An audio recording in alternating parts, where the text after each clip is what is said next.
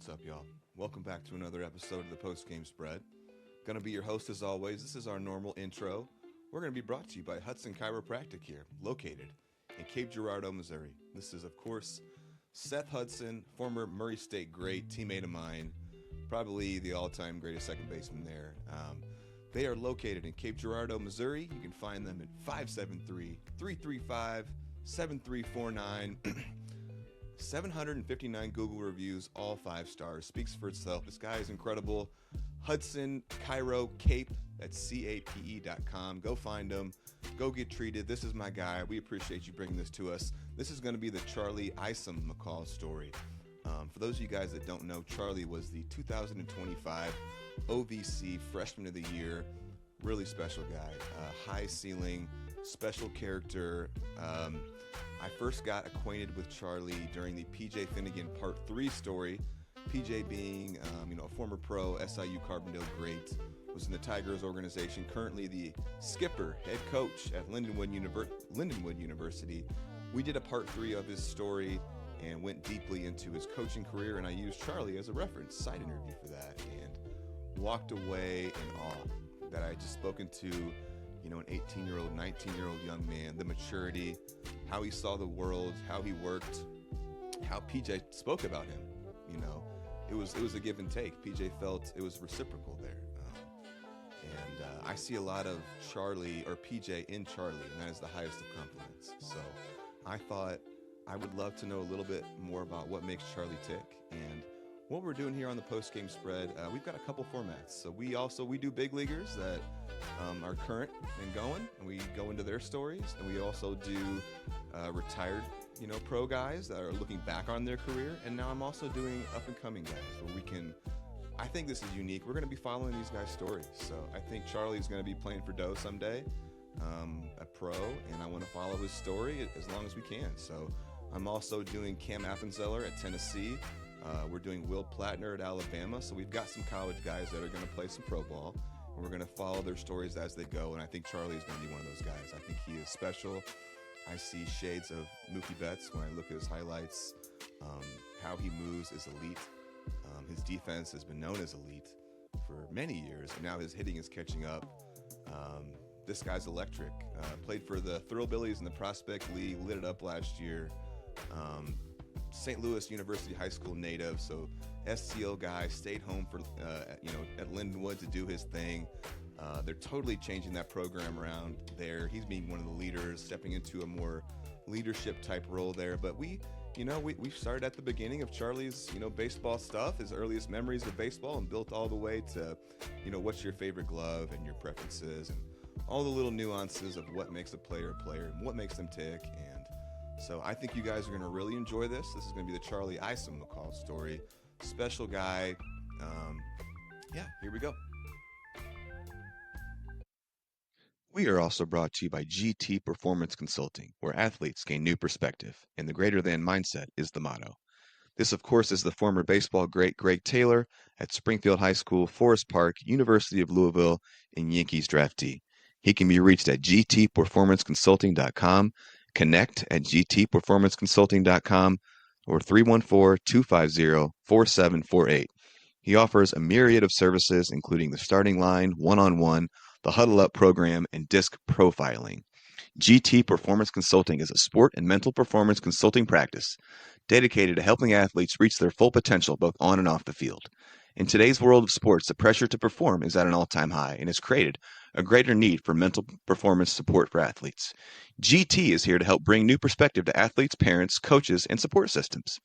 Specializing in programs that cater to each athlete's specific needs, from stress management to confidence-building techniques, GT Performance Consulting focuses on the well-being of athletes so they can maximize their athletic experiences. Guys, Greg was a former guest. He really went through it in baseball with mental stuff and pressure, and it's become a full circle passion for him. Please use him. If you have young athletes, even for yourself, it's very beneficial. It's a huge part of the game these days. We really appreciate GT Performance Consulting coming on board. Thanks, Greg. All right, y'all. Welcome back to our family support section. These are families that want to breathe some life into the podcast and keep us rolling. We really appreciate you guys. Here's a list of our roster right now. We're going to start off with the Guernsey family. This is going to be Nate Guernsey, the former baller at Southeast, super swaggy dude, baseball, basketball player. He's got a son coming up, Ivan Guernsey. Look out for this dude. PJ was raving about him being ambidextrous and can throw hard from both sides, and he's playing in the Cardinals organization with Nate and Jason Canela are coaching together right now. So shout out to Nate Guernsey. Appreciate you, my man. Next up would be the Chisholm family. This is John Chisholm. He's done so much for the podcast. It's crazy. John and I came up together, played for the Flames, Springfield High. He went to Spoon River for a little bit and played some ball. He is dad of the year now, coaching every sport he can. His son, John Chisholm III, JC3, talented player coming up in baseball and basketball, doing some travel basketball, playing for the Arsenal, playing for Christ the King, a talented pitcher, first baseman with a little bit of pop in his bat there. So we appreciate the Chisholm family. John has helped me set up multiple sponsorships and was solely responsible for the communication that led to the Cam Appenzeller story happening. So shout out to John, good friend of mine. Appreciate you. Next up is going to be the Erickson family. This is going to be Casey's section of the Erickson clan. Casey being my boy, an absolute baseball dog. Glenwood's head coach, played at Glenwood, SCI, was in the Yankees organization, Pirates organization, coached at Benedictine, building his dynasty out there at Chatham now. He's got some absolute dogs coming up. The next wave of Ericksons, look out, Lane, Cooper, Tripp. Been seeing videos of these guys since they were 2-3 years old. Absolutely mashing. All of them can rake, can throw. I've already heard legends about these guys. Tripp is supposed to be something special. I hear this is the next Corey Erickson 2.0. So look out for these guys. Appreciate the Erickson clan. Next up, Canadlers, Jason Canadler, El Jefe at BOS. Good friend of mine, mentor to me, former guest. Colt Canadler being his son, former guest, Chatham Glenwood. Quarterback, now moving on to Lincoln Land. Melissa, the mom, running the show, the CEO of the K team. Claire, talented volleyball player, been starting on varsity at Glenwood as a freshman since her freshman year. CJ, the clown prince of the family. We appreciate the Canadlers' support. Next up, the Steinwart family. Jim Steinwart, my former coach at Springfield High School, Hall of Famer, state title winner, cool guy. He's helped the podcast so much with stats and stories and contributions. We've got a fun system going now where Jim is a flip phone guy. No shame to that at all. But so we do have a system. When I need something from Jim, I text Jim, and then Jim has June, his wife, his lovely wife, send it to me because she has a more normal phone. And that's how we do it. And I appreciate it. And I think it's funny every time we do it. So shout out to June, too. Shout out to Johnny, TJ, Nikki. Johnny's was a stud baseball player, played at UIS out there at Plains. TJ's a drummer. Shout out to Nikki as well. The Blazes family. Katie, we appreciate your support. She's got a young son, Brady Keating, coming up in the SHG system. He's a quarterback, linebacker, was on their freshman, sophomore teams this last year. Also a stud pitcher, doing some things with Maximized Pitching Labs. Look out for that guy. Katie's dad was an absolute stud at SHG back in the day. Did all sports, and then basketball at SCI and golfed at Western. Really appreciate your continued support. The Kaiser family, my guy Ryan. Dude's got a rap album coming out. Check out for that, KO.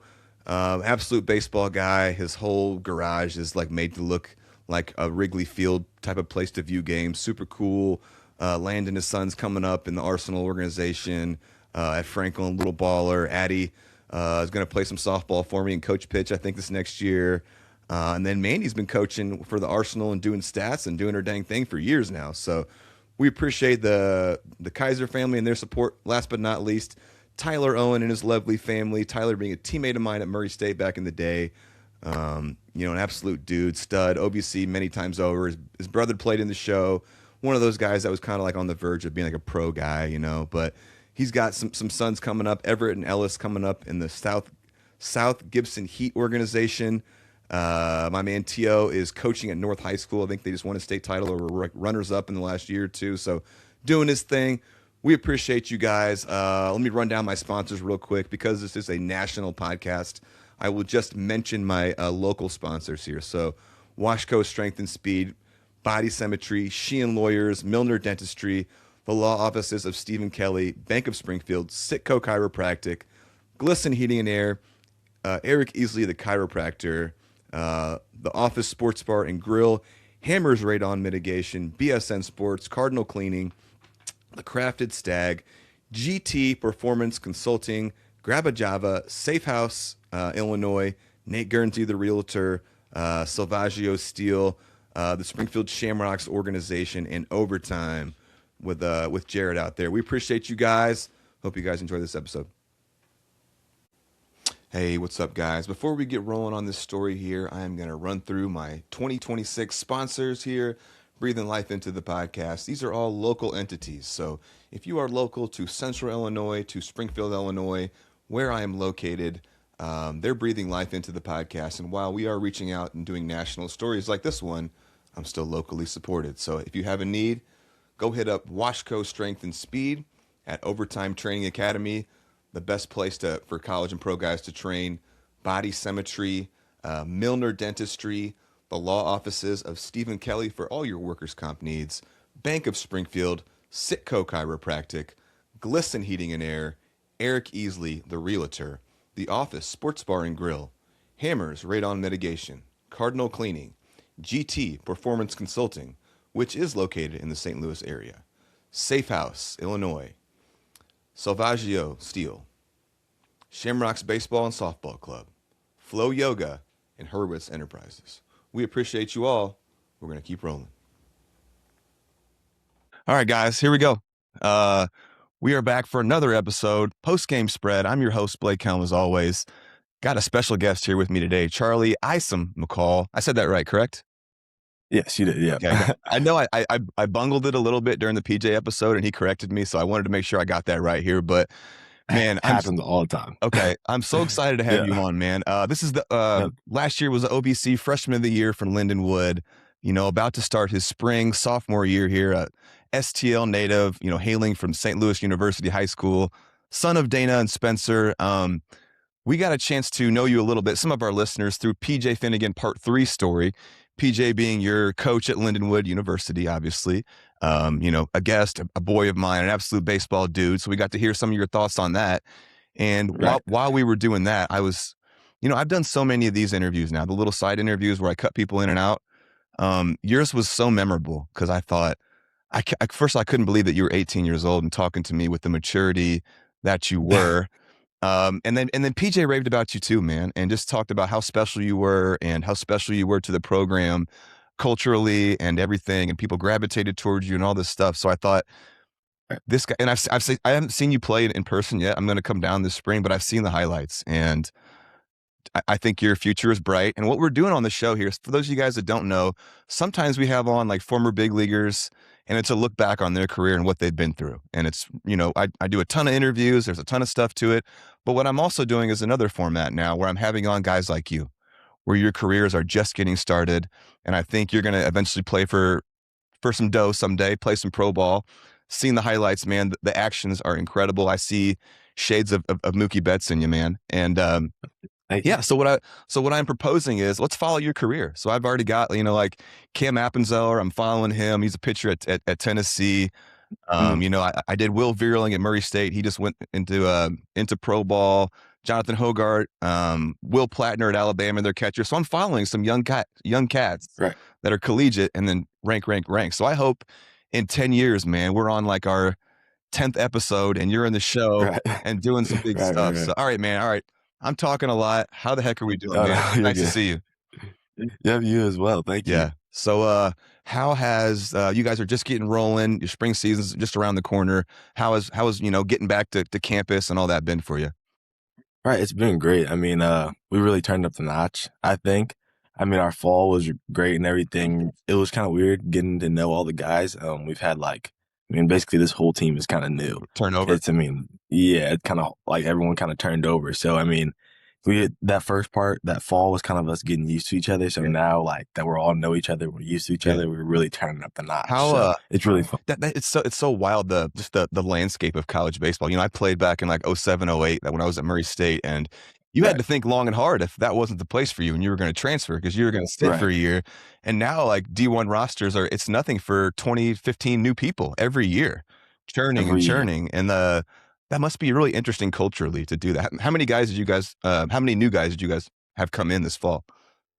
um I don't I'm not sure the exact number, but I know for sure, like, even returners wise, like, for position Yeah, players, I know that we have 3 returning, like, starters that played every game last year. really. So that's something that's, like, super interesting that, like, basically everywhere else is gonna be somewhat new, whether they Yeah, and we have returners, but, like, they didn't necessarily play a whole bunch, so they're still working into themselves too, you know what I mean? yeah, So that's gonna be a super interesting thing to work into, and then it's the same thing on the pitching side. It's like, we brought in so many new yeah, guys that it's like they're like ready, they've been there, but it's like it's just a whole new thing, getting used to like a different culture and a for different sure. team. Well, Yeah, I'm sure it's good for the program that there's guys like you and Jake, that have been there, that are right, have the feel of it and can kind of help guys assimilate, if you will, right? right, 100%. Yeah, Yeah, and those guys, obviously we're at to have PJ's back, helping him whatever, yeah, getting people into his culture and what he's for about. sure. So, Yep.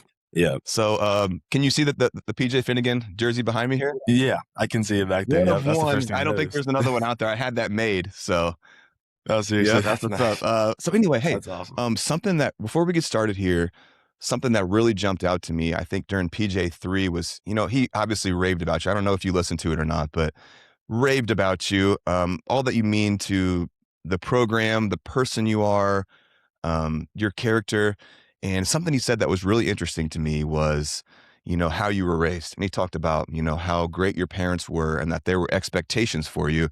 And that piqued my interest. And I think when I meet a young man like you that's, 18, 19 years old and is so assured of who they are and um, seems like a great person, a great teammate, all these things, I think this guy had to come from great parents. There had to be Yeah. a great structure for him to be raised like that. So I would love to hear a little bit about mom and dad, what they had going on, and I want to hear about these expectations, man. I have 2 young kids myself, so I'm always looking for parental advice. So, shout Right. out to your mom and dad. They did something right, and I'd love to hear about what they did right. Yeah, I mean, my mom and dad, I mean, like, the way they raised me is unbelievable. And obviously, when you're younger, you don't really understand Right. it too well. Yeah. But I mean, the more I've grown and the more I have got to see the people around me and the people I've been around, I realized how well I've had it and how well I've been Yeah. raised. And like just the situations that put me in. I mean, whether that's, I mean, baseball, academics, whatever it is, like they preach excellence, but not only excellence, they also preach like the messing up factor. Like I've always been a decent student, but I've never been the best, like the smartest of all Yeah. time. Although my school was super academic in high school, I've never been like that guy at Yeah. academics. But even then, it's like they preach, yeah, you're not the best, but like strive to not be there, and it's okay if you mess up. Yeah. It's okay if you get this grade, Yeah. but I want you to try get that grade going as hard as you can trying to get the better grade, you know what I Yeah. mean?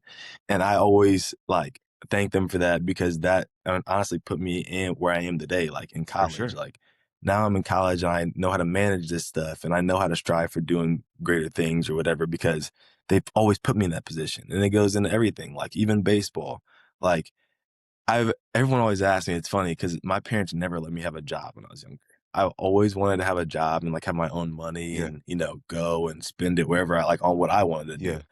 But my parents made the sacrifice and were like, we will give you money. Don't worry about that. If you want to play baseball, we want you to give Dude, 100% my in parents baseball. did the same thing for me. What an absolute Yeah, gift to you, right? If you don't, 100%. if you respect it, and don't like take advantage of it, what a beautiful thing. Shout out to your parents. Keep rolling. Sorry. Yeah. 100%. Yeah.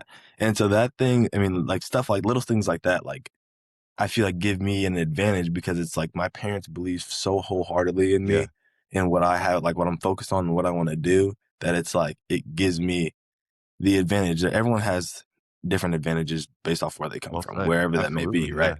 But I feel like that's my pure advantage is that my parents put everything they have into me and they believe in me so wholeheartedly. So I mean, the structure that they've given me growing up, and then Yeah. even like with I have 3 older Okay. sisters, and even with them, like every single one of them played a D1 sport.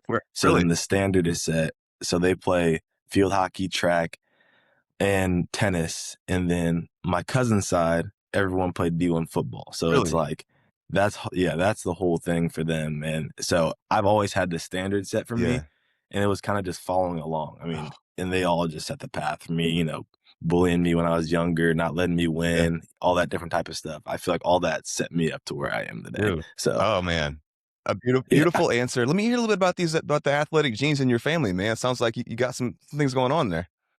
Yeah, so I mean, it's pretty interesting. My whole family played Mhm. sports growing up. Everyone, no matter who you were.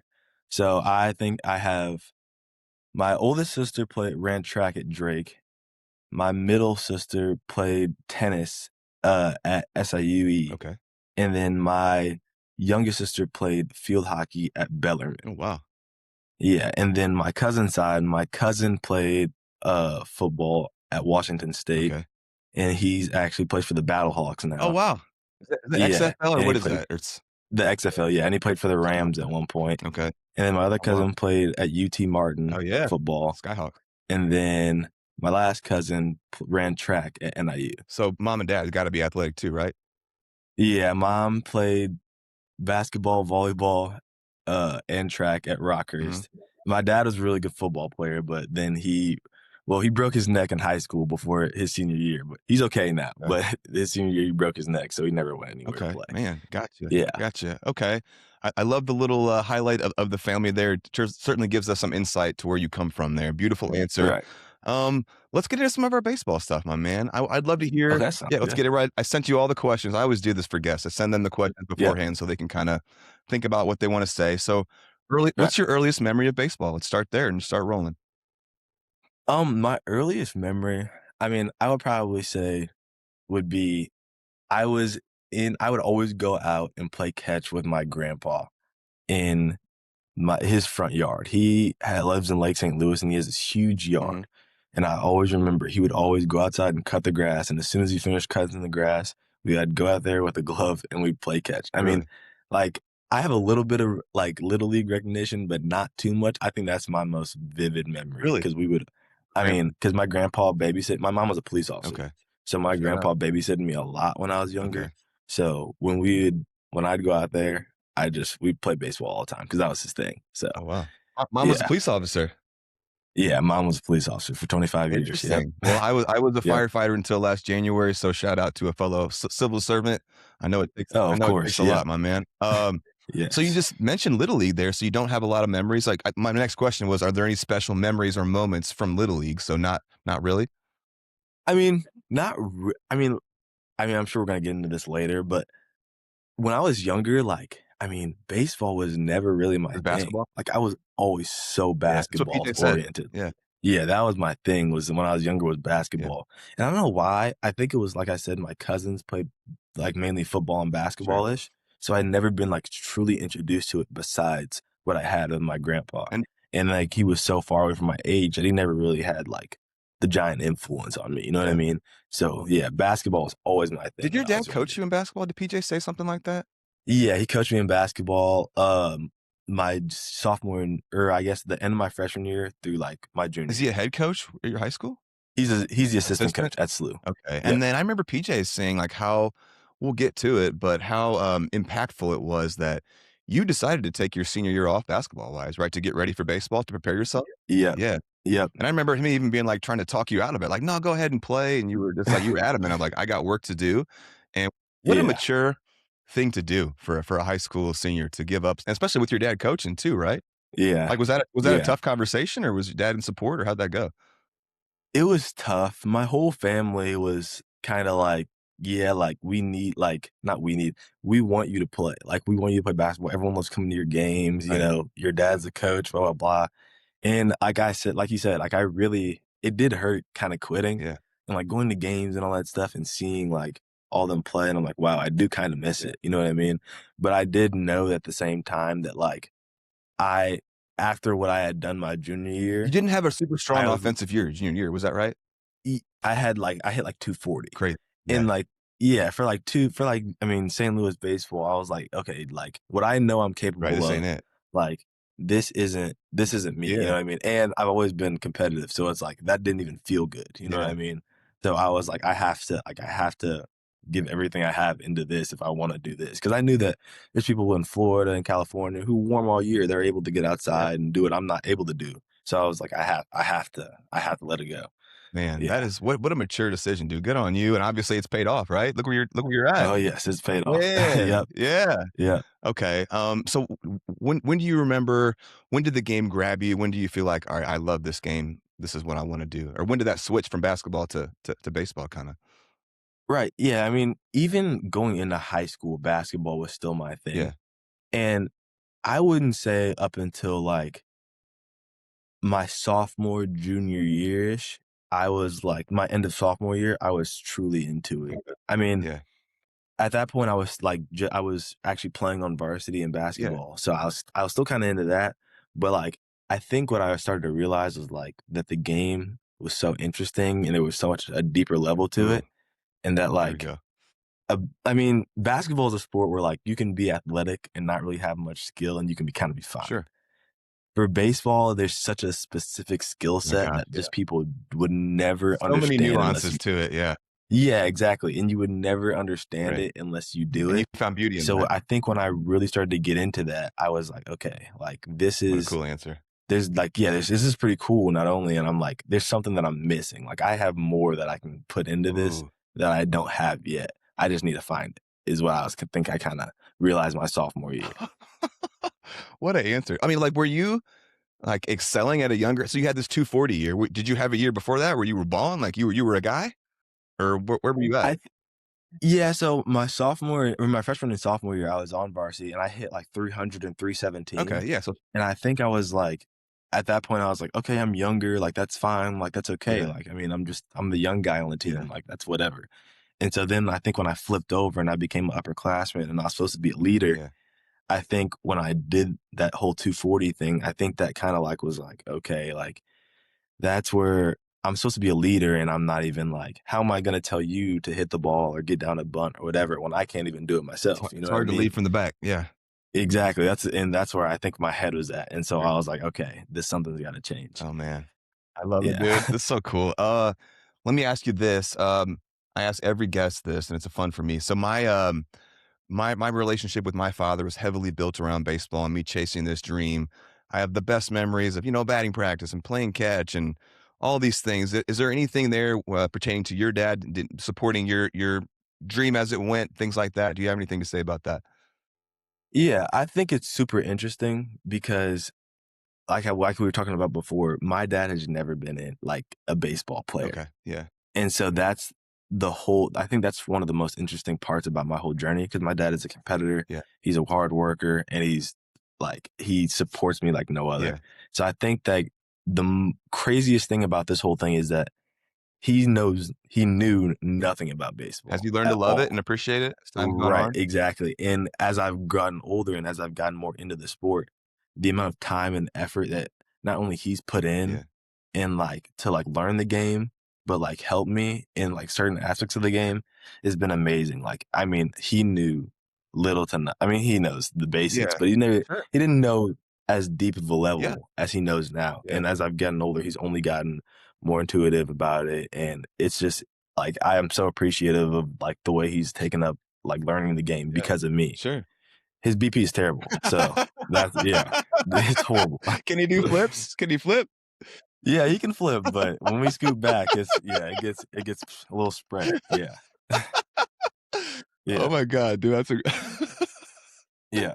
I love that, and I can think back to my dad was a good BP thrower, but there were times when I'd be barking at him like, "Come on, throw a effing strike," and stuff like that. Yeah. I remember the battles. Let me Yeah. circle back real quick because you talked about kind of falling in love with the nuances of the game. Is there anything that stands out that you love about the game today that is just like that you want to just sit on, or anything that you feel like is worth talking about, or just a part Yeah, of the game? I feel like, I mean, it's really like we talked about the ins and outs of Yeah, it and the little things that no one would ever notice. I think I talked to PJ about this a long time ago when the World Series was going on.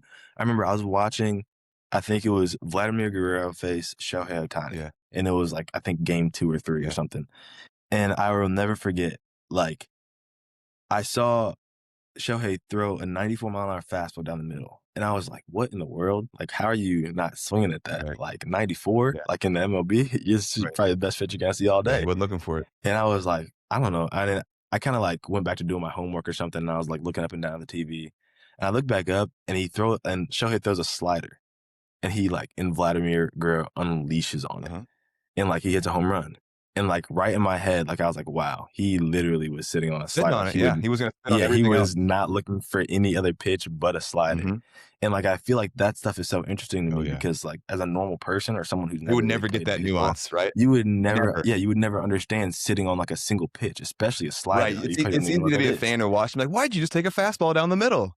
You Yeah, know? But if you're exactly. not in the game, And you don't know that it's so impossible. I mean, big league pitching is I mean, those guys really do pick out, like you just said, they pick out pitches and places, and they're aggressive there, and they spit on everything else because there's so much shape and so much depth and so much variability to all the exactly. pitches that it's like you can't just react anymore, you know? Right. Those are my thoughts at Exactly. least. Yeah, it's so hard. And that's those are the things that I find like you said, Yeah. you would never understand that if you never like talked about an And you approach and or PJ were in the talking about game. that?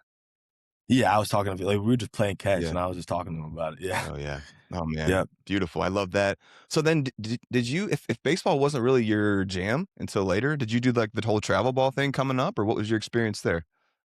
Yeah, so I did the whole travel ball thing, but I was never like a whole like fly into a team and play for this type of Right. team. Like I played for a team that was in my area, the Gamers, and we were a very good organization. Okay. But it was just like it was all about structure and fundamentals and growing and developing. And like you went out and played the game and you succeeded because of all the stuff you did beforehand. Like we would practice in the summer. I know that's not a very like normal thing now, but we'd have practice Monday, Tuesday, Oh, wow. Wednesday, and then Yeah. we'd travel Thursday and play on like those summer ball That games. is unique. So like that stuff we would play in like I guess like have people come in and play for us and have really good teams, but it wasn't necessarily like the whole travel ball scene it is now. Yeah. Yeah, I think it's more of like a local thing. Okay. For So sure, I got you. yeah, Is pro ball the goal? Is that something that is on your radar?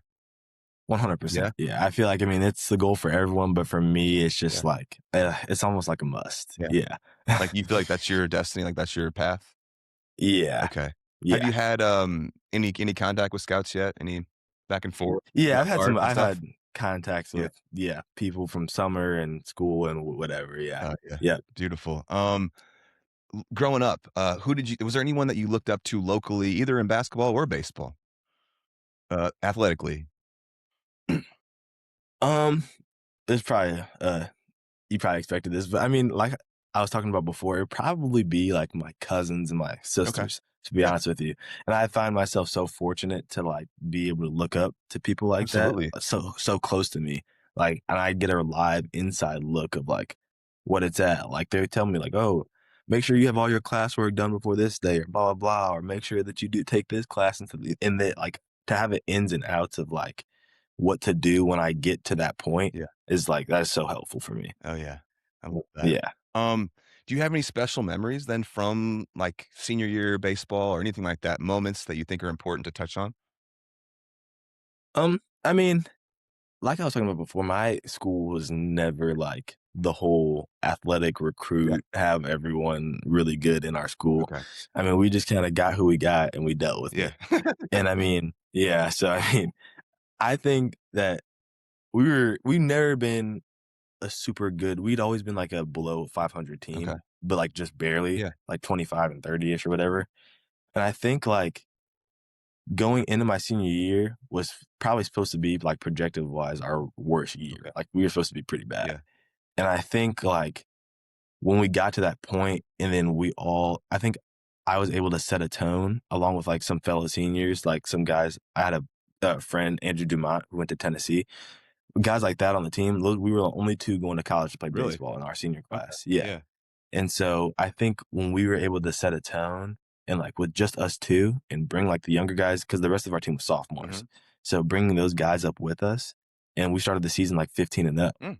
Yeah. And so it's like, and then we just like carried on our momentum there. We ended the season like 30 and 10. Oh, wow. So it's That's like, I interesting. think that was most memorable for me because we had like objectively what they say, nothing. Right. Yeah. And we were able to Came make together. something out of it. Beautiful. I Yeah. love that. And Yeah. that, I don't know why that to me, that says that you and that other cat did a good job bringing everyone together. and, Yeah. bring out the best in the guy. So that it 100. totally goes in line with everything PJ has said about you and all the energy that I'm getting too, man. I love it. Thank you. Talk to me about ending up at Lindenwood, man. The recruiting process, how did that start? And who else did you talk to? Stuff like that. Let's just get into it. Right. I mean, I like we were talking about my growing up, not until my sophomore year did I really start getting interest, like my end of my sophomore Yeah. year. And then like it kind of really picked up during that sophomore summer. And that was like my prime time when I was like talking to a whole bunch of schools and I wasn't going on visits. I was supposed to go on visits and stuff. And then like the whole junior year thing happened. And it's funny that PJ mentioned that because I never noticed that like the reason that those schools probably shied away was because objectively couldn't Had a hit. rough year. And Yeah. that's when my senior year, my coach told me too. He was like, the thing was that they always said you couldn't hit. Yeah. And so I was like, okay, well, I've always been a good Yeah. defender objectively. And so that was always my thing Right. was defense. Mhm. And so I was like, okay, well, if I can't hit, then that must have been why they Yeah. were, of course, shying away. And so then going into my senior year, I was really hesitant on going to Really? Lindenwood because not because of the school or anything or because of the coaches. I really liked everyone there. Sure. The thing for me was that I living in St. Louis and playing summer ball here, we play there all the Yeah. time. Like there, SIUE, GCS, all those parks, we play there all the Yeah. time. And I was so in need of like a new experience. I wanted to go Yeah. somewhere and be somewhere new Mhm. that like I was like, I don't think I can go there. Like I love it there and I love everyone there, but I don't think I can be that close to Yeah. home. And so going into my senior year, I really talked to my mom and really talked to my dad. I think it was my last tournament because I told PJ, I was like, I'm not going to commit until I'm done with summer ball because I don't want to eliminate anybody. I don't want to keep all my options Mhm. open. But you guys, I'm leaning towards you Was guys. this after your And junior so I year? remember my senior year, like going into, or end of my junior year, like my summer, going Yeah. into my senior Okay. year. Yeah. Yeah, and so I was talking to my mom and my dad on the phone. I remember I was out of town, dad was at work. We were in Cincinnati, and it was right before my last game. And I was like, I think I have to go to Lindenwood. And my mom was asking why. And I told her like we're a big believer family. And I told her like I prayed on it. Yeah. And I was like, I think that like this is like the best opportunity for me. And when I'm laying it all out, when I talk to my summer ball coach, I think that these people really believe in me and this is my best opportunity. And I think that this will turn out well. You know what Really? I mean? And so, I mean, now we're here. Yep. Yeah, man. And if I recall, there were some big time schools talking to you, right? At some point, or am I Yeah. I mean, I think it was always that they would come in, they would, the big schools would see me, they like the way I Yeah. play. And then it ended up being like, I can't hit or I'm too tiny. Yeah. And it was always the strength and hit tool. That was always Yeah. it. And every once in a while, the hit tool would be okay, but then always it would be the strength thing coming in on the back Yeah. half.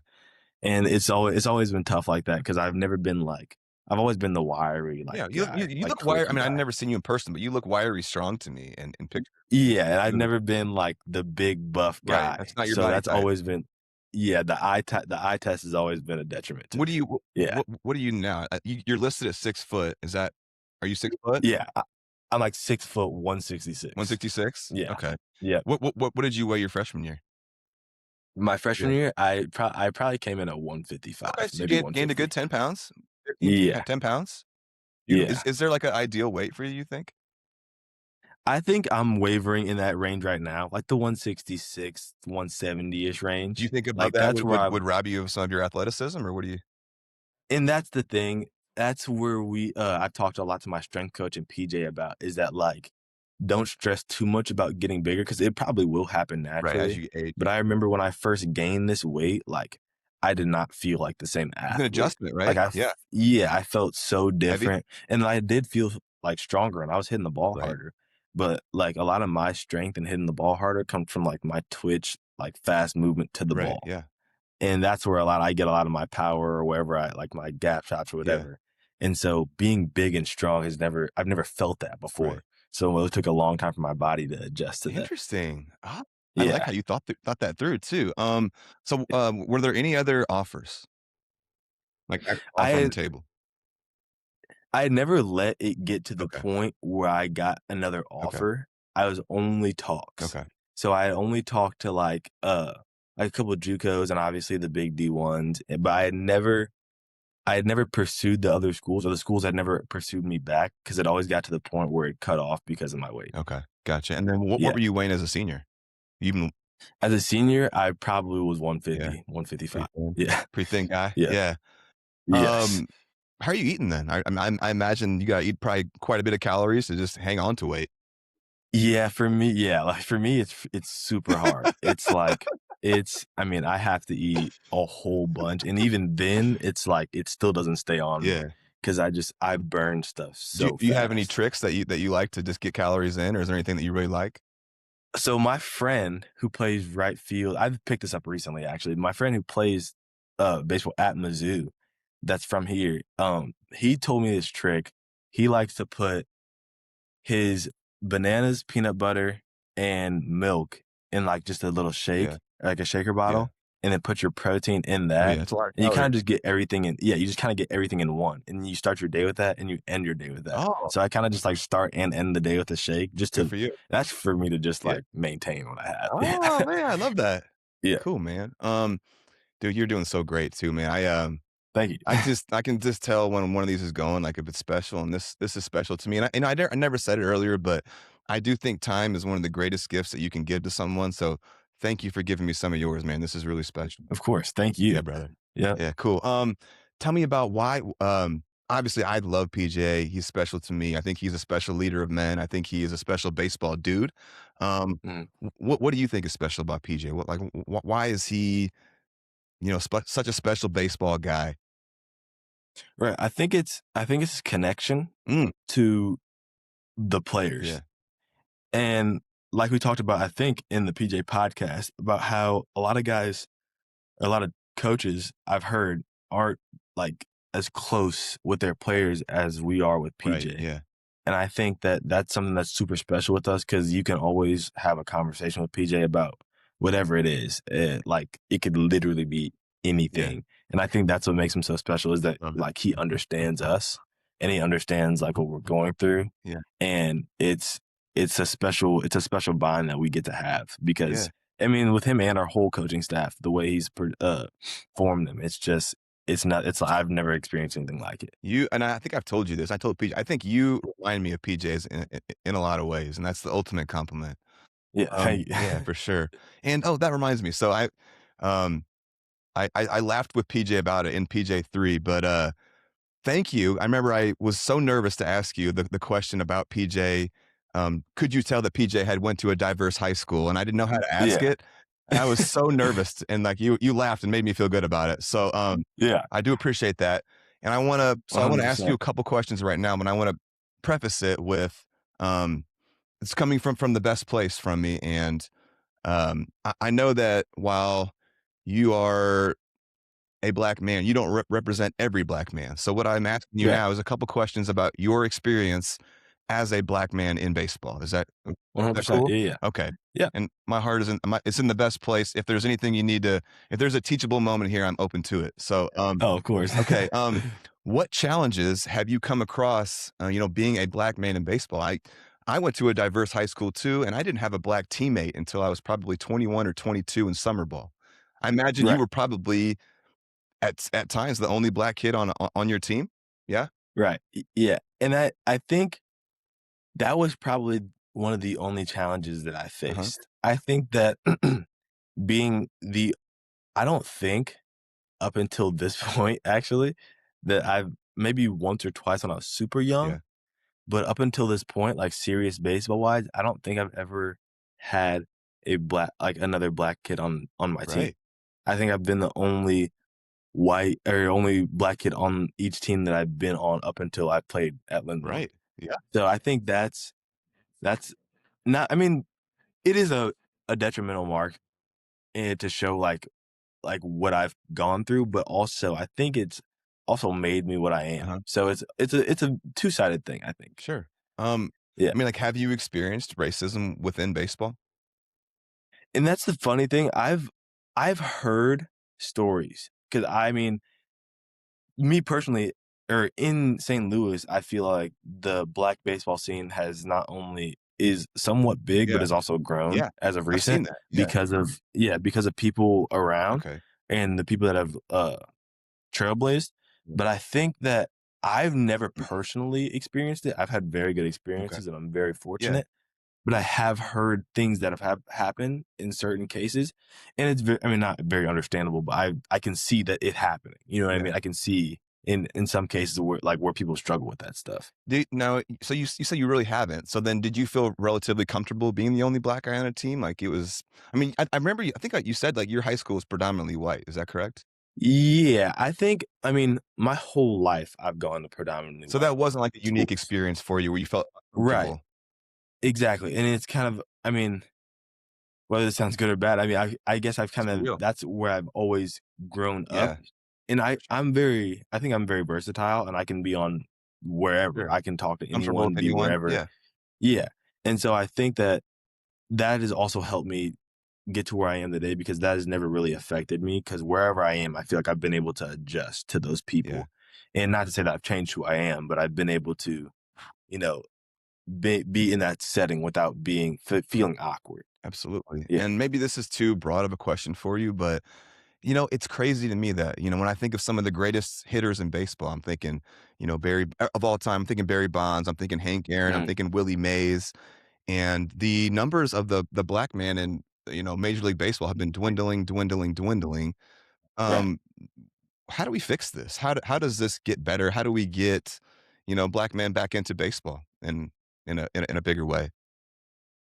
I think it's more relevant in the case of having to show face, like having someone show face in that setting. I think I was very fortunate because of where I grew up. I never really had a huge baseball family, Mhm. but where I grew up, I've always seen the sport. Yeah.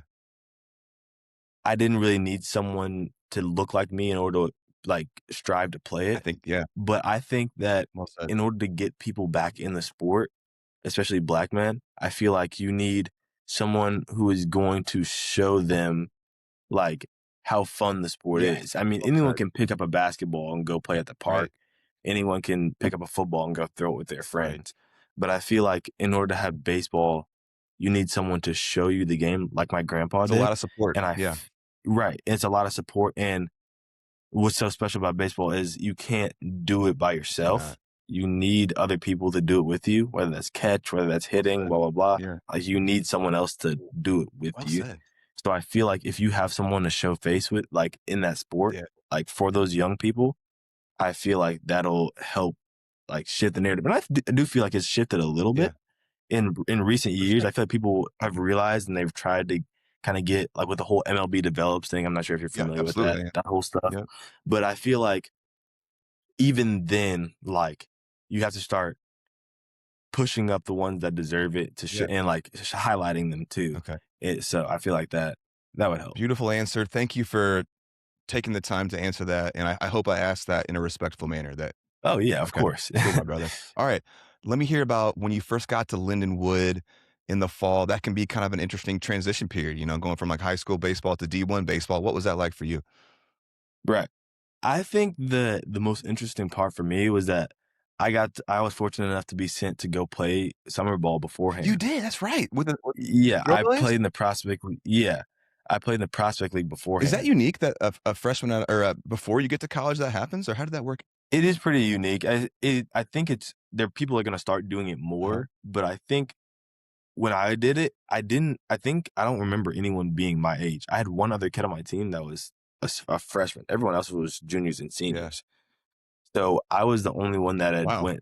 I was the youngest kid there, and so I think that was a really good experience for me because when I went down there, apparently I was never supposed to play, Really? but I ended up playing a Yeah. lot, like almost 40 every game. games, 130 at bats, and while 238, someone might be like, "That's not great." I think that's Yeah, incredible for someone that hasn't even played college baseball to be in a prospect league and hitting that because there are dudes that are 3-4 years into their college career hitting that, right? yeah. That are And I think I went into I was hitting really well in the first half. Actually, Mhm. I was hitting almost 400, and Wow. then I left for like a Mhm. vacation, like my senior vacation from my high Yep. school, and then I came back, and I was like I never seen a baseball Swing got before. funky. So yeah. So that the whole college thing kind of caught up to me Sick. then.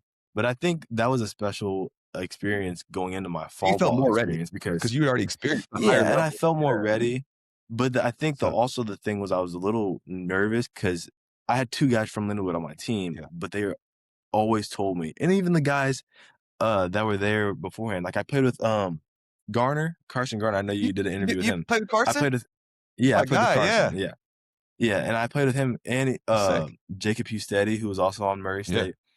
I played with those guys, and I think they had showed a lot of respect to me, Cool. and they had like like really hyped me up. Like it made me feel really good about myself about how Oh, good of a player.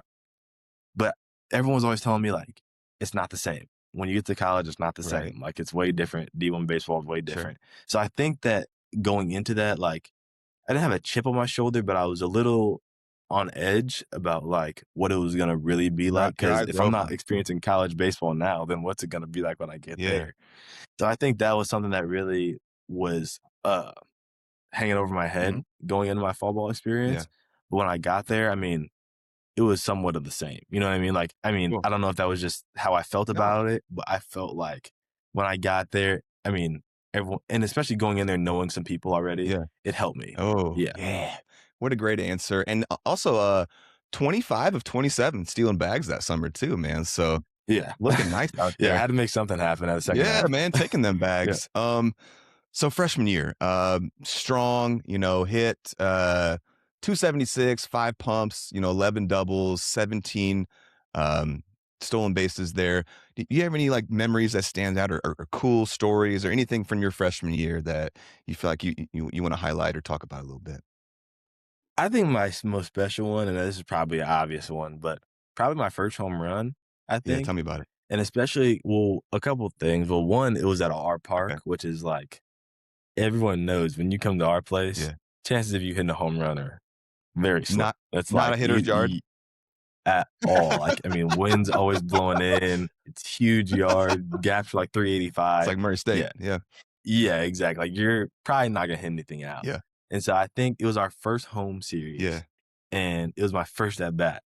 Uh-huh. And I think when I hit it, it was so special for me because I have never hit a home run up into this point. Really? Ever Really? in my life. Are you serious? Over the fence. Yeah. Really? I've always been an inside the park home run hitter. I never hit a home run over the Okay. fence. So when I hit it, I was like, wow, like, what is this Wait, feeling? I like literally blacked did you out. know it was gone off the bat, or were you like out the box, like shh, shh, shh? Yeah, I was running. I was like, I hit it, and I was like, I had backspun it more than I had got it. Yeah. So I was like, oh God. I Carried, was like, carried. this is either a fly Yeah. out or it's going out. So what'd that feel So like I going was around the running. bases, like your first pump? I was like, I think when I got to second base, I think I blacked out. I was like, what is happening? And my coach was like, he whispered in my ear, he's like, stop on the plate. And I stepped on it. I was like, I don't even know what you just said to me, dude. And then you went on to hit 4 more. So 5 as a freshman is pretty respectable, man, especially being someone that's, 165 pounds. Right. Yeah. I mean, like I said, every time I hit one, I was like, wow, I never felt this before. Oh man, I Yeah. love that. That's your favorite memory. Okay, then culture wise, what do we got going on there? One Roar, Lions, what we got going? Yeah. I think the special thing about where we're at right now is that like we've set out to prove something, like not only as a school, but us specifically as a program. And I think that we hold such a grudge towards that because I think personally, being there last year, I feel like we had so much more in the tank. Yeah. I think even we could have won at least 5 to 7 more games that could have went our way. And that's kind of just baseball. Yeah. But I feel like with the right pieces, you make those 5 to 7 games happen. And not to say that we didn't have those pieces last year, but the way that you go about your business leading up to those games, I feel like is important. And what we're building there, I feel like is, like I said, setting out to prove something. And when you have like that chip on your shoulder and you're mad about something that you feel like you need some respect on like a certain aspect of something, I feel like that fires your team up a little bit. And I feel like that's kind of where we were last year, kind of getting into the tournament. First off, realizing that we could do it. And second, realizing that like these schools like aren't better than us. You know what I mean? You belong. Like we're here. Sure. What's the I remember PJ talked about there being a locker room like win song last year. Is there a new one this year, or where are you guys at with that? I think if I'm pretty sure we're gonna keep the Locker Room song, "Kickstart My Yeah, Kickstart Heart." My I Heart. wouldn't be surprised if we keep that. Okay. I think what we are gonna change is the Home Run song. That one, I don't think anyone really likes that one. What was it? It's My House, like, by, Flo Rida, Okay, yeah. and it's like, it's okay, but it's just like, Hey, it's not welcome to really my like we house. need something to, like Well, what's yeah. it gonna be? What you got? I think we're gonna do something what's the one song? The people that make We Like to Party, but it's, I forgot what their name Hold up. is, but, it's like it's an older song, but I think you'd know it if you heard it. I looked up the We Like to Party is by the Venga Boys. Is that what we're talking about? Yeah, yeah, yeah, Is yeah, it yeah, another by the Venga Venga Boys Boys. song? Yeah, Okay. All yeah, right. We can yeah. figure that out at some point. What is your walkout song gonna be this year? Have you picked that out? Oh, so I'm a big music lover, Mhm. and I love all types of Let's go. music, like, Yeah. it doesn't matter. Okay. So, I think that's kind of where I run into problems is because I have so many different Yeah. Yeah. options and, like, so many different songs that I like that I have no No clue clue? what I You haven't want. picked it out yet? I haven't figured I have, like, I have, like, a whole playlist of, like, songs where I just, Mhm. like I'm like, "Maybe this one What could be what'd you cool." walk I out don't to know. as a freshman? "Could You Be Loved" by or no, it was Bob Marley. Oh, It's "Could You Be Loved." I think it was "Could You Be Bob Loved." Yeah, Marley. Oh, I yeah, like that. Speaking of, you cut your locks from your freshman year. You had some little baby locks yeah, going, right? yeah. What did, hat size, what we got going? Was that a change? Like, you have to is there an adjustment for having, like, pretty sizable locks and changing your hat and helmet and stuff? Like, what's the difference there? Yeah, I think I went from the largest hat size to one of the smallest. Like, it was the most insane change I've ever been through in my Dude, they life. look sick I though, so mean why'd you cut them? Just needed to change the head height or what we got? well, yeah, a multitude of reasons. I mean, my hair was getting, like, Yeah. long, and I don't really like sitting down and getting it redone and getting it Yeah. retwisted, so because that takes forever, How and I often do you was have to like do that? it just depends on how fast your hair Yeah. grows. My hair grows really Okay. fast, so I would have to get it done, It's a like, pain. yeah, once every couple Yeah. weeks, and Oh, so okay, I yeah. was just told my mom, I was like, "Mom, I think it's time to get it cut," and my mom's always loved my short hair, Yeah. so I surprised her a little bit when I did it, but I was like, "I'm done. I She can't do loved it. it? I gotta cut it off." Will Yeah. will they ever come back or was that just an era for you? I think I'll grow it out a little more. Okay. It might come back maybe I think eventually. they I look sick, haven't dude. quite decided. I'm kinda stuck in between because I like both. Okay, I love that. I thought it was a Yeah, good look. Um, the primarily you were a second baseman as a freshman. Do you mhm. prefer second or short, or where you at with that? I'm not gonna lie, I prefer Yeah. short a little Yeah. more. I mean, I just feel like more of an athlete when I'm at Sure. short. I feel like more free range. I'm more able to kinda take control of Yeah. everything, and I feel like that's kind of how I've always grown up in that kinda position, and I've always been able to that's just where I adjust better to. For sure. And also second, I just kinda feel like sometimes I'm just standing there. I kinda I kinda just, like the ball's hit to me and, like, you get the ball and it's like the dude's not even halfway to the Yeah. bag. You're like, "Alright, Uh-huh. just you're out." Yeah. Well, then, how do you see your role on this team this year, both as a player and, like, as a leader? Like, do you feel like you're one of the centerpieces of that? I do, and I feel like we were talking about with my high school thing, my going into my junior year, I felt like that was supposed to be my leader role, Yeah. and I feel like this year is Stepping into that? just a year earlier for Yeah. that. I feel like, me and PJ have talked a lot about becoming a leader and leading the guys, especially with our team being so new, Yeah. one, and also with us being so young. Yeah. So I feel like this year, it is my goal to and I feel like I've stepped into that role a little bit, like, towards the end of the fall Uh-huh. of being, like, a leader, and it's really hard for me because I've never been the vocal guy, and like I told you before, how am I gonna tell you to do something when I can't do it Absolutely. myself? Yeah.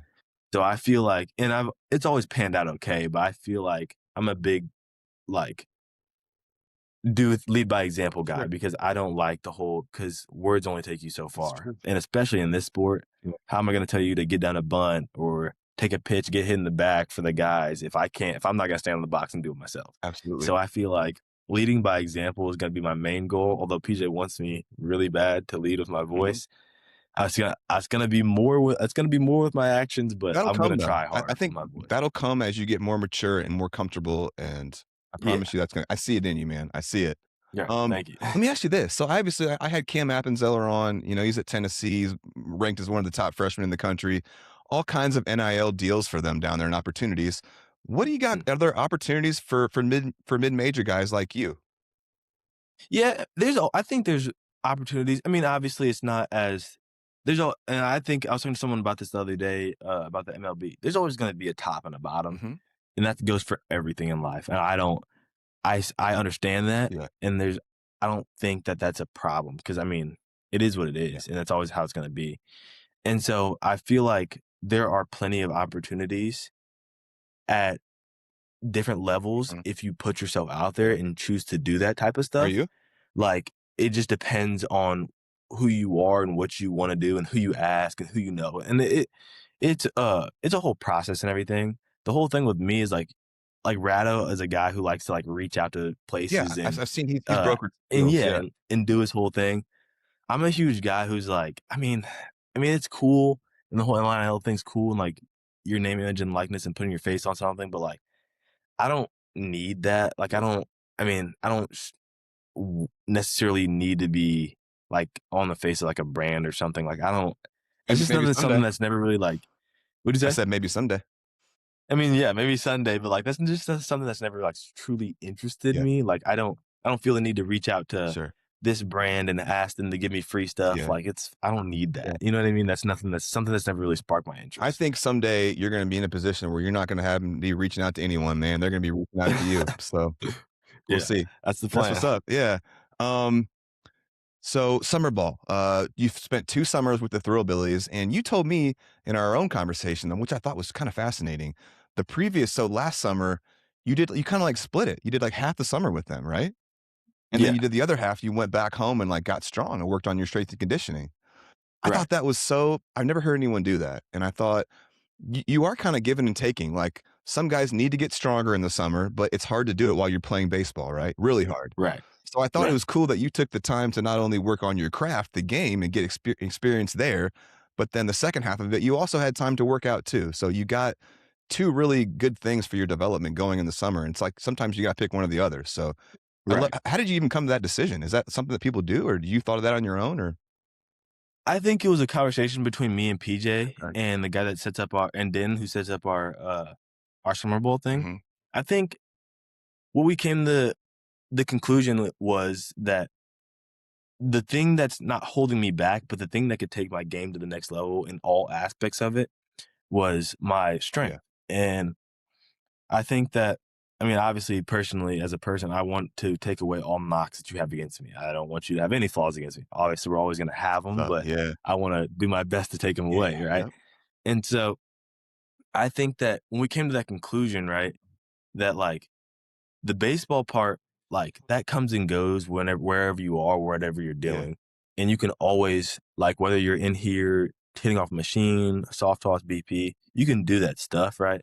But like you said, while you're playing and on the road every day and stuff like that, especially in the yeah, summer, when you're like in the hot sun losing heat, it's really hard to get your nutrients absolutely, man. and lift and Oh stuff. yeah, And so I think we decided that like with me getting so many at bats my freshman year at college that strength is more I've important. I've already yeah, Yeah. I already went through that adjustment period. Hmm. So now I've earned the luxury of coming back and like really locking in and Mm. doing that and lifting so that I'm able to, take my game to the next level when I come back. Oh, beautiful. And then here's a chance for you to pump. You were, it's on Instagram. You were tagged multiple times in this place that you're training. Can you pump that up and talk about them a little bit?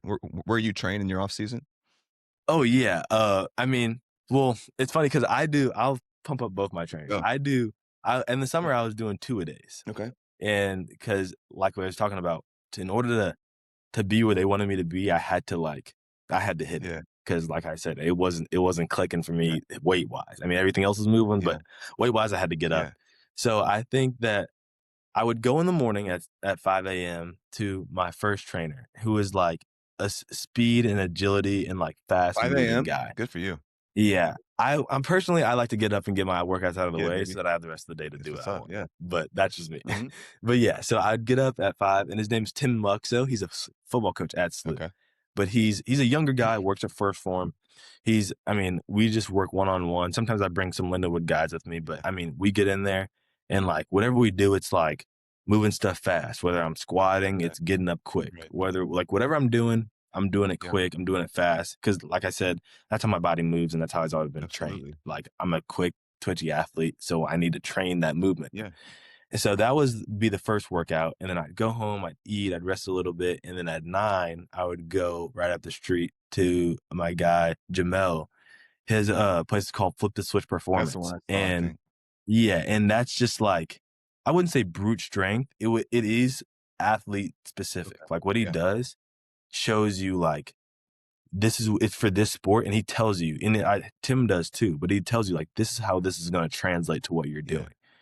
And those two worked super well together on getting me what I needed, like based on, so I'm not overworking during that Yeah. day. But whether that be like sled pushes, like broad jumps, whatever that is, weighted, anything that I needed, like to make sure that the right muscles are moving in the right Yeah. place at the right time when I'm hitting, fueling, all that different type of Mhm. stuff. Those two worked amazing together, and it was a good experience. Shout I out, loved it. man. I love to see all the hard Yeah. work. There's some cool videos on your Instagram back in the about a Yeah. year ago or so. Yeah. So Thrillbillies, you snapped off, man. 320, 28 games, 23 stolen bases, a home run, 8 doubles. So quite the jump in performance from your previous summer. Obviously feeling like you belonged there, my man. You got any thoughts Yes. there? Yeah, I think the biggest thing there was, and I talked to PJ about this a little bit, is like I always feel like wherever I go, with being like always the undersized guy, I've always felt like I've had something to prove, and like I've always felt like people are doubting me in some way, and that is my biggest pet peeve when people like doubt me about So something. you use that as your And so, propulsion system. yeah, and so I felt Mm. like going into that summer, not only did I like eliminate some of that doubt during my year as a freshman at school, going into there, people kind of knew who I was. And like, I mean, they kind of like hyped me up a little bit for like who I am. And I'm appreciative of that because it made me feel like more comfortable. Like I didn't need to prove myself to who I was playing Yeah. with. Like they kind of already knew who I was. And not to say that you shouldn't go in and earn your Sure. spot or earn what you have, Yeah. right? But I felt like I was more comfortable in doing what they knew I could do because I didn't have to prove myself to them. Like they knew already. Beautiful. Yeah. You've already talked about getting stronger this year. Were there any other parts of your game that you feel like you really zeroed in on, like you needed to improve on or anything like that?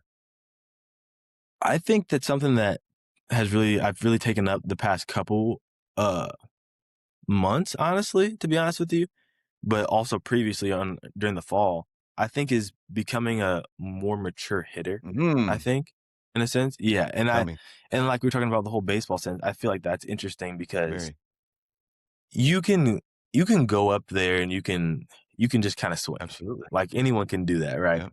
But it's like thinking about the position you're in and like who's on base and what you need to do for the team is something that I take super duper pride Yeah. in. And like I'm the type of guy who's like, if there's a guy on third with less than 2 outs, like I'm not mad if I fly out and get a sac Yeah. fly. Like that is completely fine. Like I do not need a Yeah. hit. Like I'll take the RBI. I'll take, the job done. Yeah. So I feel like that's what I've really honed in on, right? And not only that now, but like getting what I want Mhm. instead of just swinging at pitches. You know what I mean? So you So I are you spitting on pitches now? Are you like in that wheelhouse? I feel like like we were talking about earlier, like looking for something that I want and not just kind of swinging the swing. You know what I mean? Like really becoming like what I want and seeing it there and getting Are it. you looking? Let's just go to hitting philosophy then. So are you looking like size of the plate? Are you looking pitch? Are you looking location? What is your philosophy right now? Like what is your approach? Yeah. So, and like I was talking about, I feel like you have to get into this like the analytical part of this in order to like truly understand. Yeah. So I was talking to my pitching coach, right, and during the fall about what it truly takes, like what he pitches, how he pitches me, basically, like what he does during inter squads to pitch away or pitch in or whatever. And he told me that like it's pretty simple. Like last year, my split was at up and in. I hit 430, 460, something like that. And the 3 quadrants away, I hit 110. Okay. So that's where they're going to attack.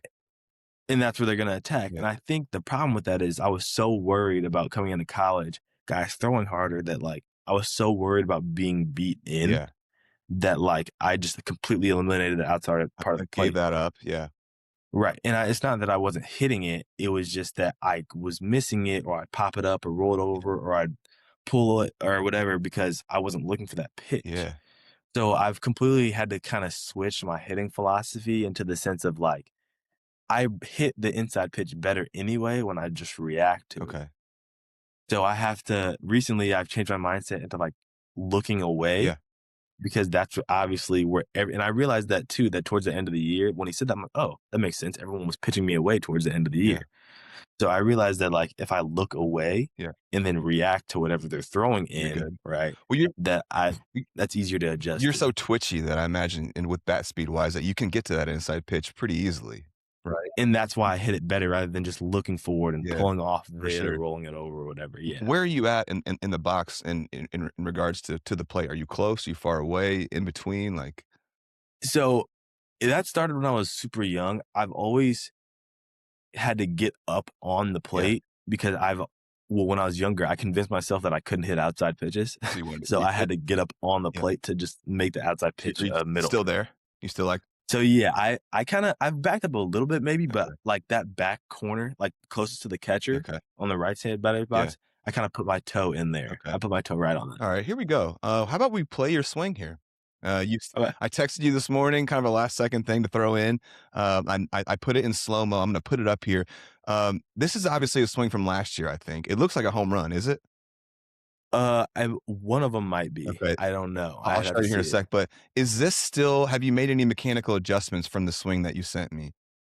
I have made a couple Really? adjustments. Okay. The only thing that I've really adjusted to was that I've lowered my hands. Okay. So Yeah. let's play it here, and then we can talk about it a little bit. You cool with that? Yeah, this works. I slowed it down. Okay. So what you're seeing. So are you still toe tapping like that? You're getting that front foot down, kind of like Shohei a little bit. Yeah. So the reason I do that is because, well, once again, going into college, I thought like everything's gonna speed up and like what's the best way I can Right. just be ready to hit like immediately. Are you still Like you still utilizing that? right. Yeah, I do because I think well, my way of looking at it is that like when that toe is down, Yeah. like you don't have to worry about anything else. Like you're ready to go. Yeah. And so my biggest thing is like, why would you not just have that down super early Yeah. so that when the only thing I have to worry about is recognizing the pitch and going at what I want. What cleats are we wearing here? Under Armour. Under Armour? Okay. They're yes, team issued. I love those cleats. Okay. Those cleats are That's what's comfortable. up. Okay. Yeah. So toe is down here, and then we're kind of like drifting a little bit forward until you get to that heel when your front heel's down, and then everything stops, and then it looks like you start working behind that front leg here. I'm seeing some barrel depth. One thing I noticed though, I think you could get a little more. If I can give you any advice, I fancy myself a hitting guy. I think you could get a little more depth back behind you here, where you enter the zone. Yep. And me and Peter talk about that a lot. That's interesting that you say that because a big thing with me is that once again, a lot of times when I was younger, I was so worried about being late and not being on time that I would struggle to get my hands back, and my hands would never Yeah, work. you're from a little bit of a short position. I think you could lengthen out a little bit. Exactly. Like, are you pulling it back a little more now? I mean, getting a little And more. now I'm pulling it, and that comes with like strength and everything. But now I'm pulling it back a lot more. But yeah, this Cool. is a home run, and I think that it's so crazy that like my hands drift with me in this, but I still catch up to the ball Yeah. because like obviously that's not something that you necessarily want to do. Right. Yeah. So But yeah, your hand. I mean, you're firing basically right from right there. yeah, like I think. Yeah, you could be. right You could from be the a little shoulder. further back. Yeah. So beautiful. Yeah.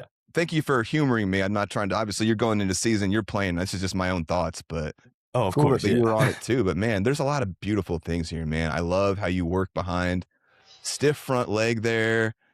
You're obviously blurring the bat, and you know that says a lot. I Yeah. love what your back foot. There's a little kick there, a little scissor kick there, so that tells me your Yeah. backside's working. I love your bat path. Although you're a St. Louis guy, I don't see Teacher Man in you. Have you ever worked with him, or what do you got? So I did work with someone who like teaches the teacher man philosophy HLP stuff, yeah. Yeah, and I did work with someone like that, and that was my junior year when I was struggling. Really? And as I went through that, I kind of realized like this just does not work for Yeah. me. Like, and I had to find something that like that was truly me and like what my swing truly is. And like I'm a big preacher now of like, I know this is a question later too about hitting coaches, but like you are your best hitting coach and you know what's Yeah. comfortable and you know what's gonna work for you. Like, and obviously people can, like you just made like a suggestion to me, right? And you can always talk about like what you feel like you need to do different. And like someone can make a suggestion, you could be like, that doesn't really feel too good. And then you can work to the next Yeah. thing. But you are your best hitting Yeah. coach. And if you don't know what feels Yeah. good, you'll never be comfortable in the box ever. So if you're getting funky, then what is going wrong with you, and how do you fix it? Do you have any drills or feels that you know will get you back right where you need to be? I think a big thing for me is that a lot of where my struggle comes in is when I start pulling off. Yeah. And so I know that whenever I start pulling off, that's when I'm gonna start missing what I really want to So you hit, really want to keep right? your face in there, your head on it. Right, exactly. So what I really try to think is like, one, my chest over the plate so that I know that I'm not pulling Yeah. away from where I want to hit it. Yeah. And two, I've always been an oppo guy. Until this year, which is super interesting, Really? I've never pulled the ball. I've Really? always been an oppo guy. Yeah. So this year I really started pulling it a lot, and that's where a lot of my outs came from, which is super interesting. Yeah. But I really focus on like when I know that I'm pulling off and I'm not hitting what I want to hit. I really focus on like during BP, like throw everything oppo, throw Right. everything outside, and I'm not pulling the ball at all. Really? Because my hands are quick enough to get there, Absolutely. but I'm using them too Okay. much, and I'm pulling everything. Two-handed. So I need to just slow down. Okay. Are you a tee guy at all? Do you do tee work? I like tee work a lot. I What's think your that process? it is important. Yeah. I do like it a lot, but I do also feel like soft toss is more detrimental because I don't know ever when. Well, we all know that the ball is never sitting on a tee, Right. and so I always think that like when you can adjust to the ball moving is when you're at your best. Yeah. And yes, I do like tee work a lot, especially for like certain drills, but I really like soft toss. Like side soft toss or front toss? Where are we talking? Like front toss is my favorite. Really? You get Yeah, a lot of I quality love reps it. in, or what else do you? Yeah, I feel like it's a good mixture of like, cause you can't really do drills off BP. Right. And tee work, like I said, the ball's not really moving. So I feel like soft toss right at you, that ball is like, it's moving, but it's also moving slow enough to where you can work on whatever you need to Well work said. on at the same time. I love that. Yeah. Yeah. Are you thinking at all bat path, like working up, or your top hand staying through it, or do you have any thoughts there? So yeah, I think, and like I was talking about, I lowered my hands a lot from that slot, and I think that I did that because one, it helps me get my hands back better, and then two, if my hands are already where I need to be.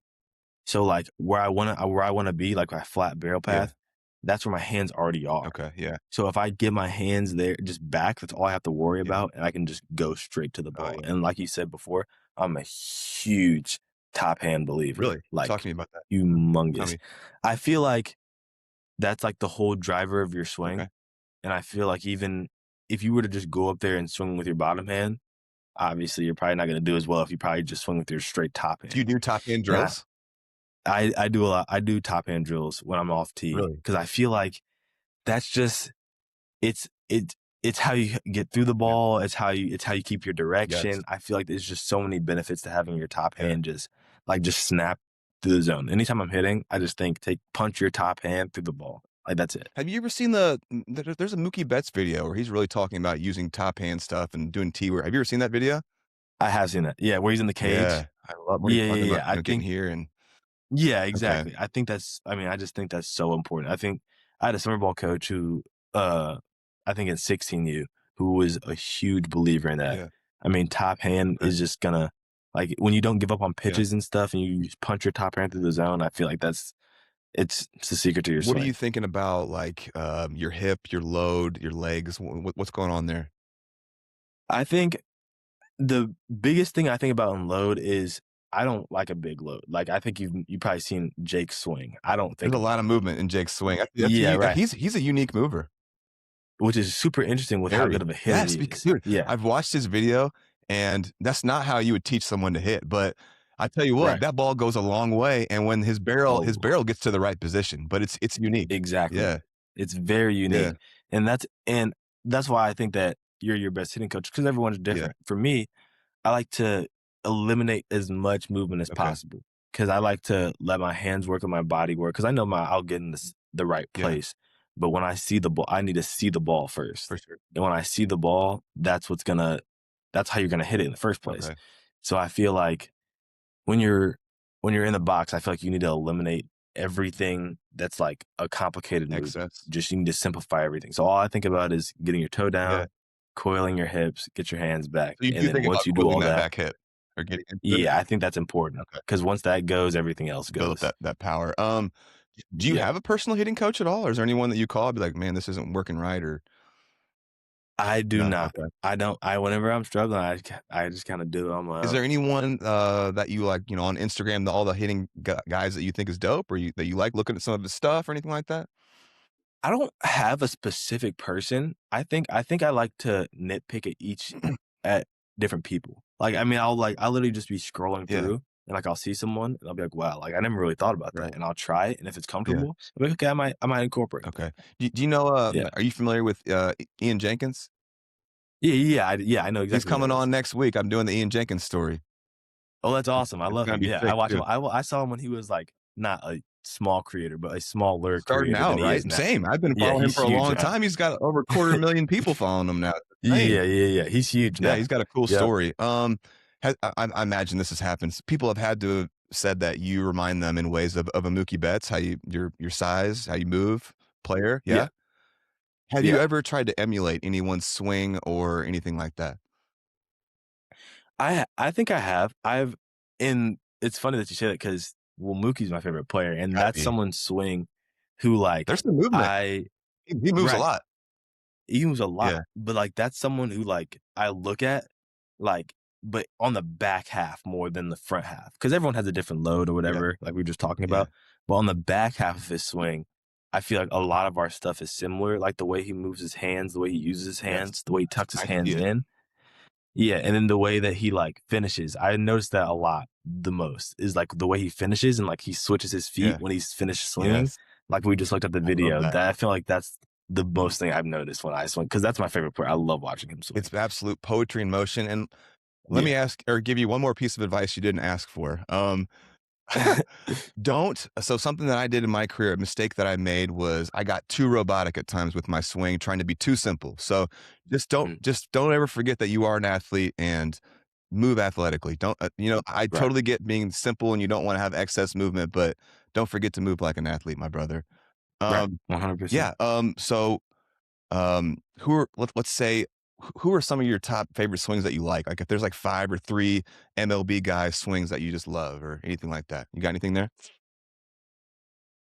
This is gonna sound funny because I mean, who doesn't wish they were a lefty hitter? Yes. But I'd say some of my big swings are probably one.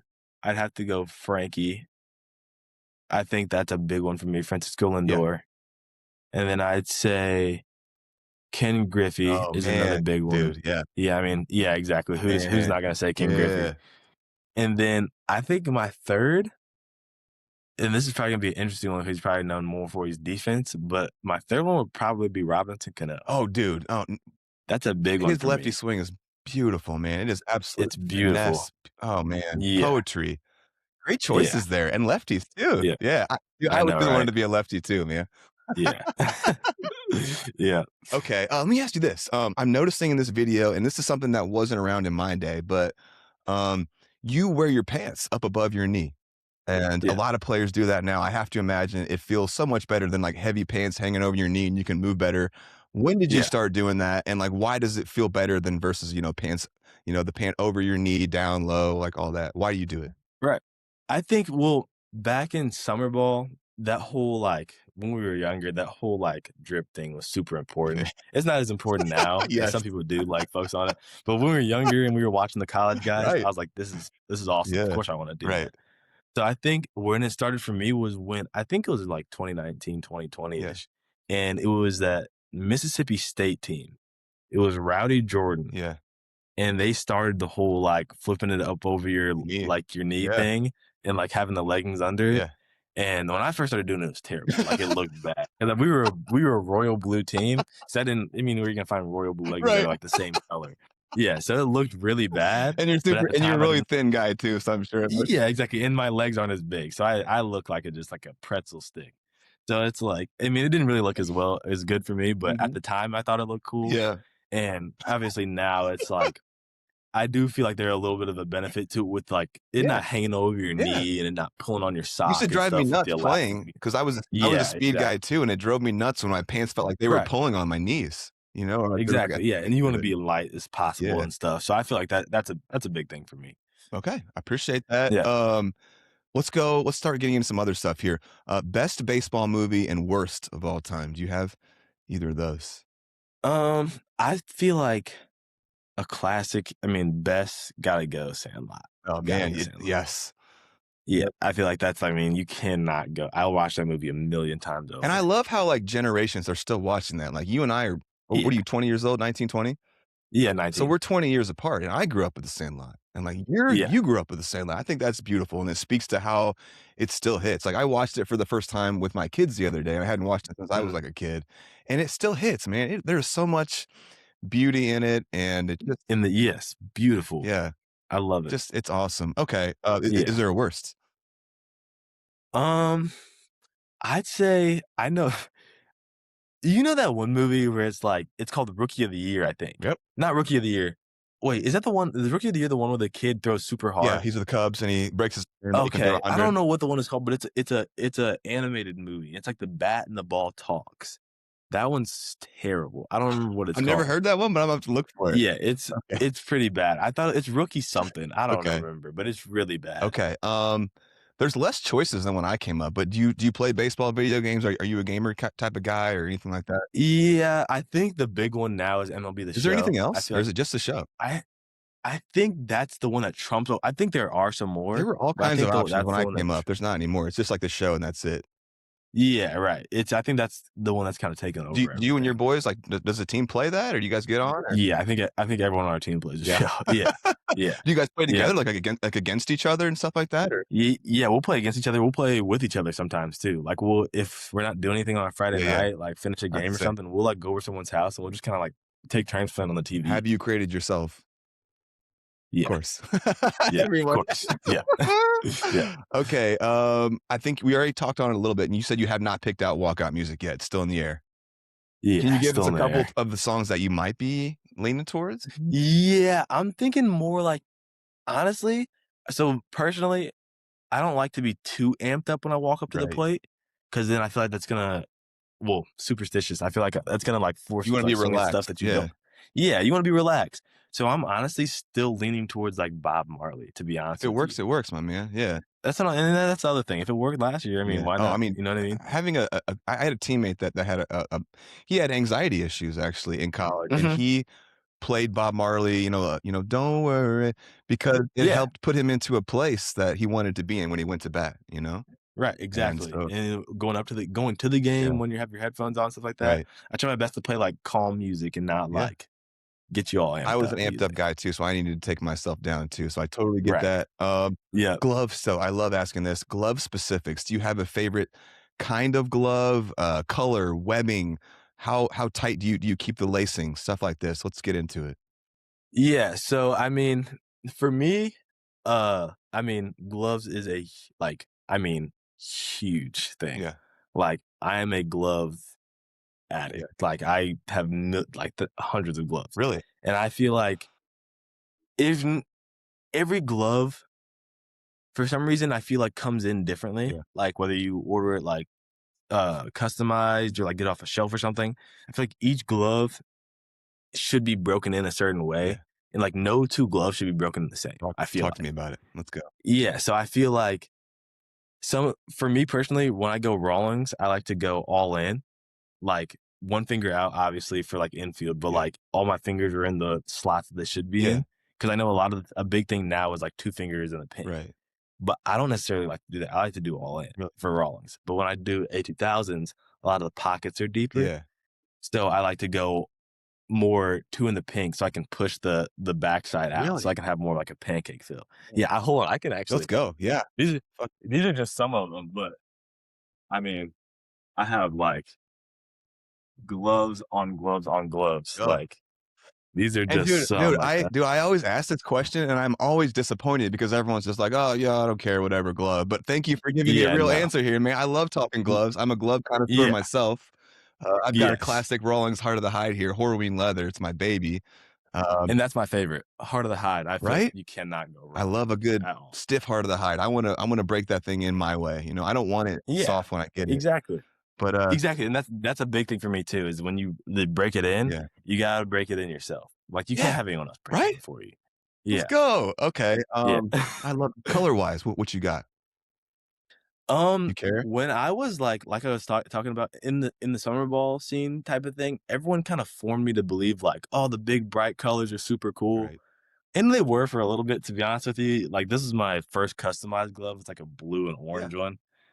But to be honest with you, I really like the basic colors, Mhm. like a all tan glove. Like I love, yeah, like that the basic colors. I I love don't them. think they don't even make, I don't think, a tan Heart of the Hide anymore like this, like the basic. It's all like Yeah, they're all colored now. yeah. I wish Yeah, they would bring it back, man. I think eventually there'll be a swing back to, like, some classic type gloves, or I hope there will 100%. be, but There always yeah. is. Size-wise, what you got? I like to go. I don't like to go over 11 and a Yeah, half.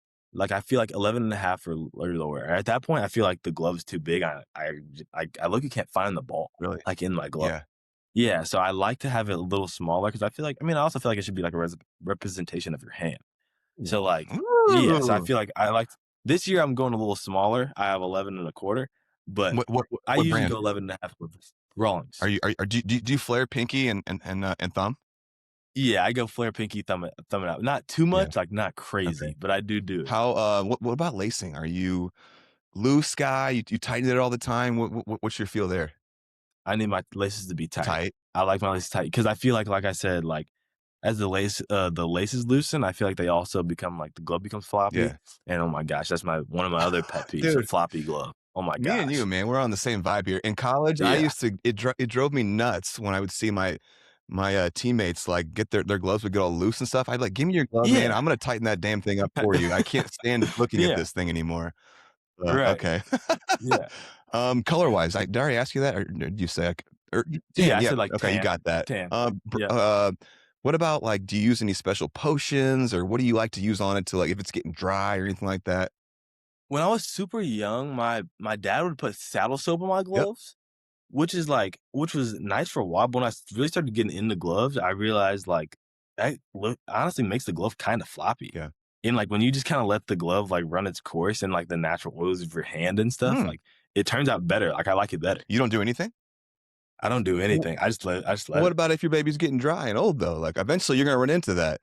Well, yeah, when it gets old and dry, I put, like, some the Nakona or It's Nakoa or Nakona is the yeah. gold standard. Beautiful. Yeah. Yep. That's what I do when it's getting old and dry, but when it's initially, I let it run its Here's course, another to be tip. honest So I with you. used to always condition all my teammates' gloves. I loved it. Mhm. Shaving cream with lanolin in it will, I've heard of give that. it a nice, moisture without getting it heavy or anything or changing color. So it's real light, easy Mhm. to do. It's done in a day. So a little piece of advice from someone that Yeah, loves gloves. okay, I have seen that, but I never really knew, like, what you because I don't wanna ruin it, you Right. know what I mean? I Yeah, don't you wanna don't wanna ruin the ruin glove your without glove. knowing Yeah. how to do it. Yeah. Trust me. I mean, like I mean, I could sell this for probably $400 on eBay right now, and Oh, I yeah. put, shaving cream on this, and then if it's getting dry, then I'll put some of that, Nakona stuff on it, and there's also Rawlings glove Yeah. butter is good too, so Yeah, yeah, yeah. alright. Okay. I Yep. nerded out there. Thanks for nerding out with me, my brother. Oh, no, of course. Yeah. I could talk about gloves all day. Ah!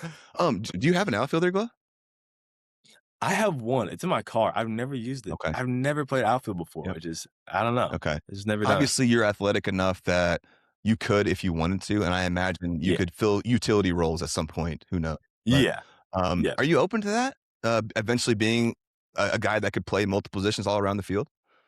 I am. I'm very open to Yeah, that. I feel like, I mean, honestly, and I do like being in other positions because I feel like I'm a person who like if I'm doing something too long, certain yeah, things, it gets a little repetitive and yeah, boring. Like if you switch it up a little bit, one that lets you have appreciation for one where you yeah, were and where you're at, but two like where you're learning something new. So I feel like that's like I'd go out and center and field like I'd shag yeah, sometimes out there just for yeah. fun. I'm like, wow, this is kind of fun. Like, I like I center. love that. I could, for sure. Obviously, you're a big time athlete. You could figure it out. I've always loved how Mookie Betts is able to move all around the field and do All these around kind the of things. Like field. how Yeah. valuable. And in my, I played a couple years of independent pro ball, and one thing I remember is that the utility guy, it was a lot harder to release him because he was valuable. Right. So Right. being able to play all around the field important. Let's go bat model. Do you have a favorite metal bat of all time, and have you found a wood bat model that you like yet? I think that my favorite metal bat of all time would have to be the Green Goods. Okay. That's That's the one? that's my go. That's the one? Yeah, that's my one. Okay. And then for bat Yeah. model, growing up, I was a huge Victus guy. Like, I always swung Victus. Victus. Okay. Yeah, my dad is a person who's like, he'd always buy me bats, and then like I'd swing it good. Like, he'd always buy me DeMarini, and I'd swing it good, and then like I'd always see other people with different bats, and they'd be like, I want to swing that bat, Right. and I'd swing it, and I wouldn't hit well with it, and he'd be like, go back to the DeMarini, see what happens, and then I'd go back to it, and I'd get hit. So he'd always end up being right, unfortunately, with that type of stuff. Okay. So then, I don't know, growing up, I've always just been a DeMarini guy. It's just kind of stuck with me. Okay. So then going back to Victus, Yeah. that the JC24, which is like the smallest barrel bat they Really? have, it's super You like light. the way that feels? Yeah, that I don't know. That bat has always been good to Are me. you swinging a 3? So yeah, I swing a 3, 3.5, 3. Are you all the way at the bottom? I choke up a little bit. Really? Always? Yeah, yeah, and I don't think it's enough to like notice if you like took a picture So of slight. it, but like yeah, it's pretty slight because like I said, Quarter I inch, feel like top half is inch. so important. Yeah. Yeah, Okay. yeah. What about BGs? What you got? Batting gloves, I really like the Bruce bolts, but a couple problems with them. One, they're super expensive. Crazy. And two, I feel like you like really need to break them in to get them comfortable Really? because they're like Takes a such while? premier leather. Yeah, they're really nice quality, but they're so premier leather when you first get them that like they're kind of hard to like get a really nice feel with them when you first get them. Yeah, exactly. So I think, or initially, I like good old Franklin's just straight out the box. Yep. Like color, you care? Honestly, like I said before, I used to be really into like the whole big color thing. Now I kind of just like the basic white. Like I like it when everything flows together. Like yeah, right. Just like Classic whites, Yep. dude. These were my Yep. jams back in the day. The classic Pro Mhm. Franks. Still love those Yep. things. Cool, man. Man, we are on the same page, my man. Long toss. Are you a long toss guy? I'm a big long toss guy, but not all the time. The problem I run into with my throwing partner right now is that he loves to go fence to fence every Who's your day. throwing partner? Because our third baseman, Tyler Ellis, he every day he's trying to go fence to fence. And I get it. He has a super strong arm. I'm like, but dude, this is ridiculous. Like every day, come on. Yeah. Okay, I'm with it. Mental approach wise, are you doing anything? Do you work with anyone? Any books? Anything that you feel like is special to you there? I feel like, especially hitting wise, I feel like that's the most mental thing that we have in our game. But position player wise, I feel like going into wherever I'm doing in whatever situation I'm in, going into hitting, I feel like I really just try to stay calm in whatever I do, right? Yeah. Especially like we said, like the game speeds up a lot, whatever level you're at. Like as you move up, the game obviously speeds up more and more. And I feel like the more calm you can be when you get to those levels, it becomes easier, right? Obviously you don't want to, well, for me personally, I don't like to speed up with the game because I'm a quicker guy, so I don't want to get myself out of control. I like to slow myself down. So that's my whole approach. It's just kind of, and that's what I've been working on this year, kind of like slow yourself down with everything. I love it. Hey, are we doing okay on time for you? Oh yeah, no, we're okay, great. cool. Yeah, In my head, I never know how long these are gonna go, and I was like, okay, like hour and a half, 2. We're rolling, and I'm having such a good time. I'm glad. Okay, so we're cool. Yeah, we're good. Right, Yep, man, we're great. cool. Number of choice. You got one there? Anything special to you? I didn't really have one up until now, to be honest with you, but one. Why? One is like, It looks good on you. I mean, obviously I have it now. Yeah, it looks good on you. But like that one, I don't know, it just piques my, it's fits. there for me. I don't know why, but it fits, right? Yeah. Okay. Vitamins and supplements. What are you doing there? Anything you believe in taking there? I've never been like a huge vitamin supplement guy up until about this year. My roommate's big on that stuff. Yeah, and that's really the only one is creatine. And then I take vitamin C every morning before, because apparently that's really good for like all types of health benefits. So our coach and our trainer is really big on that. Yeah. And I just take 2 gummies every morning and go to class. Gotcha. Yeah. And then obviously you're taking Yeah. these like calorie shakes before the start of the day and the Yeah. end too. Yeah. Okay.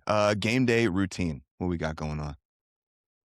Game day routine, it honestly switches up, Okay. to be honest with you. So, like, if I get up one morning, right, and I take a shower and I go and I hit a home run or something, then, like, as long as I'm hitting well, I gotta get up and take a shower every Yeah. morning.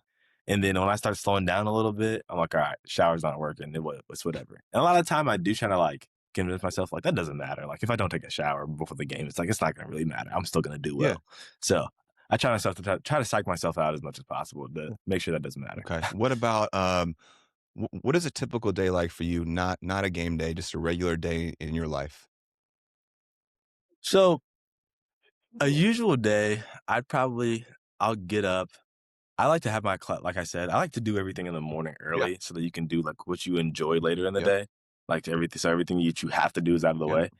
So, I like to get up, and I like to, like, have my classes early. So, like, my classes are usually, like, from 8 to 10-ish, Yeah. in that range. So, I'll get up, I'll go to class, like, at, like, 8, and then, like, I'm fine with getting up early. Like, I've always gotten up Yeah. early. That's fine by me. And then I'll go and I'll usually grab some food after class. It'll probably be like 10-ish at this point. And I'll go back to my dorm, maybe watch TV, maybe read or something. I don't know. Maybe do a little Yeah. homework. And then I'll eat. Then I'll head over to practice, then lift. And then after lift, I'll usually go and eat with the team. We're big on team Yeah. eating. And then after that, go back to the dorm, do a little homework, and kind of just hang out with the people in the dorm for a little bit as for the rest of the night till it's time to go That's to the bed. life. Yeah. Yeah. Do guys usually switch over to like apartments or houses after sophomore year, or how does that work? Yeah. So the interesting thing about Linden was like all athletes have to stay on Oh, okay. campus. Gotcha. Yeah. And so what we do is they have like blocks and blocks of houses behind our campus that they own Yeah. and like cool. apartments and stuff. Yeah. So when you have junior year credits, they move you over to a house. cool. So that's a big thing for all the athletes. Like 75% of our student body is athletes. Oh, So wow. like all the athletes, stay back there. 75%? Yeah, I think it's somewhere in That's that range, like crazy. 60 to 75%. Yeah, it's pretty crazy. We have a lot of sports teams. Man, I did not realize Yeah. that. Okay. Who do you think is the best hitter and best pitcher of all time? We actually had this argument the other day Let's go. with our pitching coach. Okay. I think the way I like to think about hitting, I think it's between Barry Bonds and Tony Gwynn. I think those are my Tell two. me why. I lean more towards Tony Gwynn because that's just like the steeple mark. Like that's an elite hitter, Sure. like all around. Absolutely. Obviously, Barry Bonds has the home run aspect and on his side more. But I just feel like the way Tony Gwynn talks about hitting and his process about hitting, I feel like, it showed in his game. Like now you see guys hitting like 240 and that's a good year. It's like he hit 400. It's like that's ridiculous in the pros. So I feel like that's like the gold standard for me. And in the defense, though, I agree with everything you said. I think pitching today is insane compared to what during his era. Like he wasn't facing like 99 sinkers and stuff like that every day, stuff like that. So anyway, pitcher then. What we got? Pitcher, and a big thing for me, pitching wise, is presence on the mound. I feel like that could get you a long way. So who are you gonna pick? I feel like my pitcher is Randy Johnson. Randy Johnson, the big unit, huh? Like, yeah, like I feel like if I were to go and like someone would be like, you got to get a hit off someone, and like there's someone that you don't want to face. Randy. Yeah, it'd probably be him. You know what I mean? Like, who wants to go up there and face him? You know what I mean? Oh man, I love that. Yeah. Okay, fill out a lineup 1 through 9 with your favorite all-time players. That's tough. I think if I had to do. Okay, so in no specific order, right? If we're going all time, I have to go. It's not the best. It's just your favorite. Okay. I'd go shortstop. I'd go Derek Jeter. DJ, yeah. Okay. Left field, I would go Barry Bonds. Center, I'd go Griffey. Love it. Right field, I'd go Mookie, obviously. You're putting Tony Gwynn on the bench? Yeah, Oh. that's how I was gonna go. I was gonna put Tony DH. Okay. Yeah, I'll take that. Yeah. Yeah, and then I think that I'm gonna go first base, I'll go David Ortiz or Albert Pujols. I know David Ortiz isn't the best defender, but Sure. whatever. Yeah. That doesn't matter. Hey, man. And then I'll probably put Robinson Cano at second Love it. base, Great obviously, choice. because that's Yeah, my guy. love it. Third base, I'm a big Adrian Beltre guy. I like Adrian Beltre. Yeah, I think, and then catcher, I'm gonna go Yachty. Yachty. Yeah. Iconic. I will forever love when Beltre would drop down, hit a homer, and end up on his back knee. Remember how he would do stuff like that? Yeah. What a dude, man. Love that guy. Yeah. Cool lineup. Okay, Savannah Bananas. What you got? My opinion on Yeah. him? I think personally, I like Yeah. it. Like, I mean, I think that a lot of people think that our game is super boring. Yeah. Obviously, and I feel like any type of excitement you can bring to the game in any aspect is cool. And like people are like, oh, it's a not real baseball. I mean, obviously it's not real baseball. They're doing it for show. But like at the same time, obviously it's getting kids into the game 100%. in any type of way that they can. And I feel like it's a whole nother market that people can get into. If they want to keep playing the game, they can try out for the Savannah Bananas or the Party Animals or whatever else they have in the league. Like, I feel like, I mean, I don't see the problem with it. You know what I mean? Like, why not? I'm with it. Give me a good PJ story. Anything, the first thing that comes to mind. Oh, I have a lot. Okay, so I think I'll talk about the first time PJ scared me. Let's go. I think. So it was my freshman year, so all the freshmen have like study hours that we're supposed to do. And it's 2 hours a week. It is not a burden at all. Yeah. Like you can literally go, and even if you wanted to go in there and watch a movie, you could. Like you can literally do anything. You just have to be there. So yeah, exactly. And so I think every weekend, like during the fall, this organization comes and holds tournaments at our field. And so we always clean up our stuff and make sure that like nothing gets stolen or whatever from the teams that are going to play there. So he texts the group chat and he's like, everyone come down to the field, clean up the field to get ready for play 9, which is like the organization. Yeah. So we go down there, it's a Friday. Everyone's having a great time. Yeah. Like we're just cleaning up, hanging out with the team. We're about to go to lift afterwards. So we're cleaning up, right? And everyone thought everything was fine. And so I should have known something was wrong when he texted the group chat and said, make sure you bring running shoes. I don't know why I didn't. He said, make sure you have your shoes on. So I don't know why that didn't register in my head. But then we got down to the field. I was just fine. I was like, all right, we're fine. And he calls us over and he just starts ripping us. And he's like, just every name you could think of, like, and it was because someone had gotten caught doing something that they weren't supposed to. I don't even remember what it was. And then another kid, one of the freshmen, didn't get their study hours done. And he was actually running down to the field late because he was finishing them. So then that started a whole nother yelling fest. And so he set out these 3 chairs for the 3 kids that got in trouble. And he sat them down and they watched us run for like 30 minutes. Yeah. And then I was like, oh my gosh, I'm never messing up ever again. Oh, PJ, that's great. Yeah. Do you remember, or is there a memory of the hardest ball you've ever hit? Does something stand out in your head? I think, honestly, it's in one of the videos I seen. Really? I think it was in a situation where like the guy was behind and there was runners on, and I kind of knew that a fastball was coming. Like I knew it, and I wasn't sitting on anything else, and I was selling out for it. And if something else came, I was probably gonna be in trouble. You got it. But yeah, I got it, and I got it. And at the time, I was swinging a 34. Oh, really? So I kind of had a little something behind it. Yeah. Wait, tell me about that. We talked earlier, and you said 33, so you were messing around with the 34 for a little bit?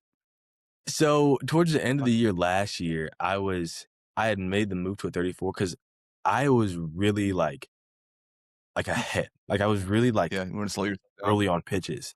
Yeah, and I didn't know what to do to slow myself down. Like I couldn't find like anything to slow my bat down to where I could get back to where I Yeah. was, like back oppo center pull side.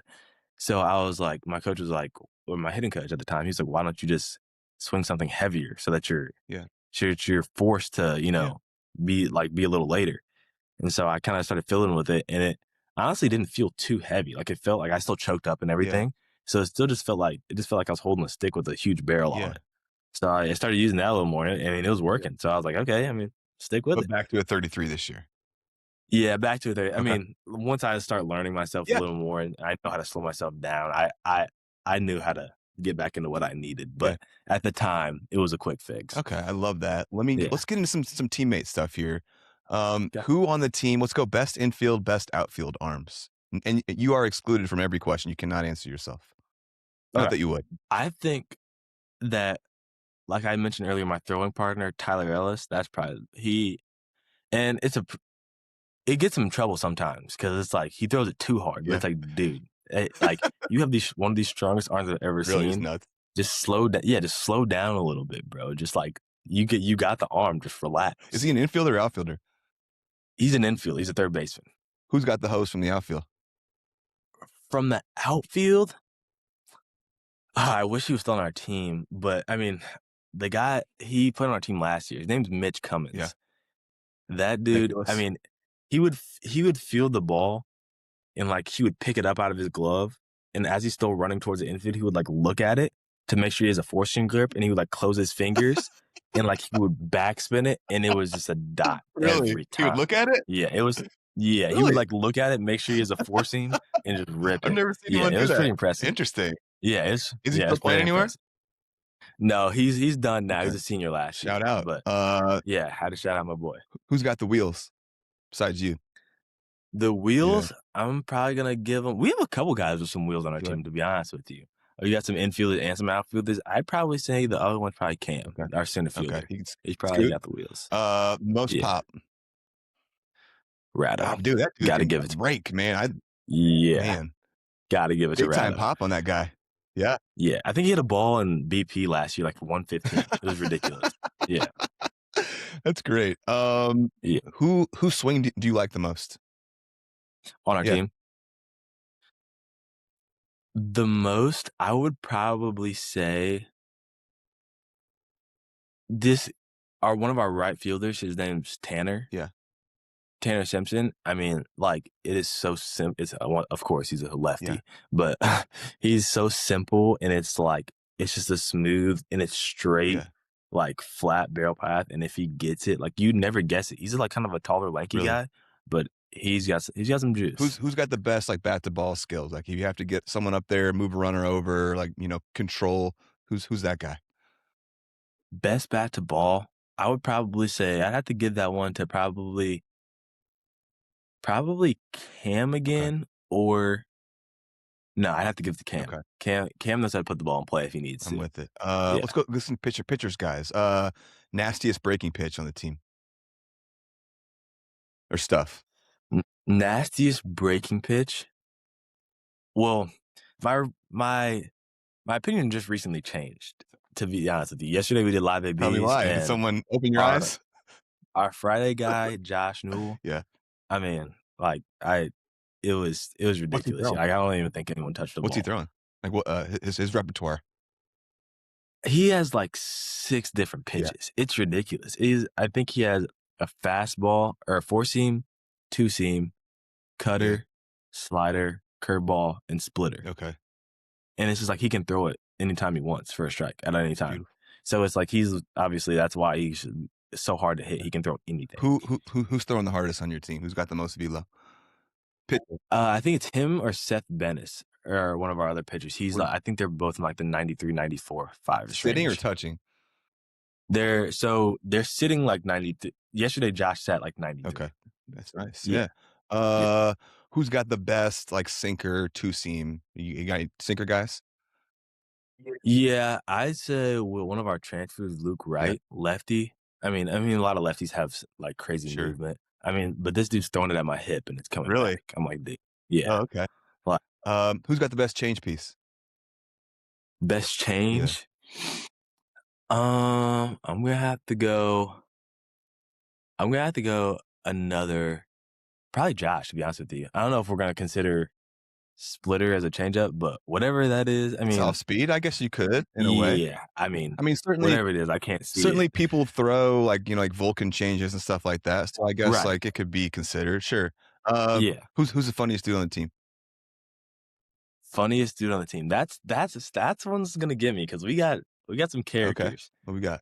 I'm gonna say I hate to give all the credit to the pitchers, but it's one of the pitchers. I'm not gonna lie. It's probably Josh or one of our newer transfers, Adam Hashman. Okay. Yeah, those are some funny guys. Hardest worker. Hardest worker. I'm probably gonna say this one's tough because we got some guys that get after it. I'd probably say one of our catchers or William Zara. Okay. He transferred from Mo State. Okay. I mean, he's always doing something extra. It's pretty impressive. Okay. Yeah. Who's the best like pick me up teammate? Like, if you're scuffling, who's the guy that's gonna come up to you and lift you up? I think we have quite a few guys that would do Okay. that. A very interesting one that I think as of recent I've noticed a lot is probably going to be Rado. Really? I mean, Is like he stepping into more I of was a thinking leadership position or?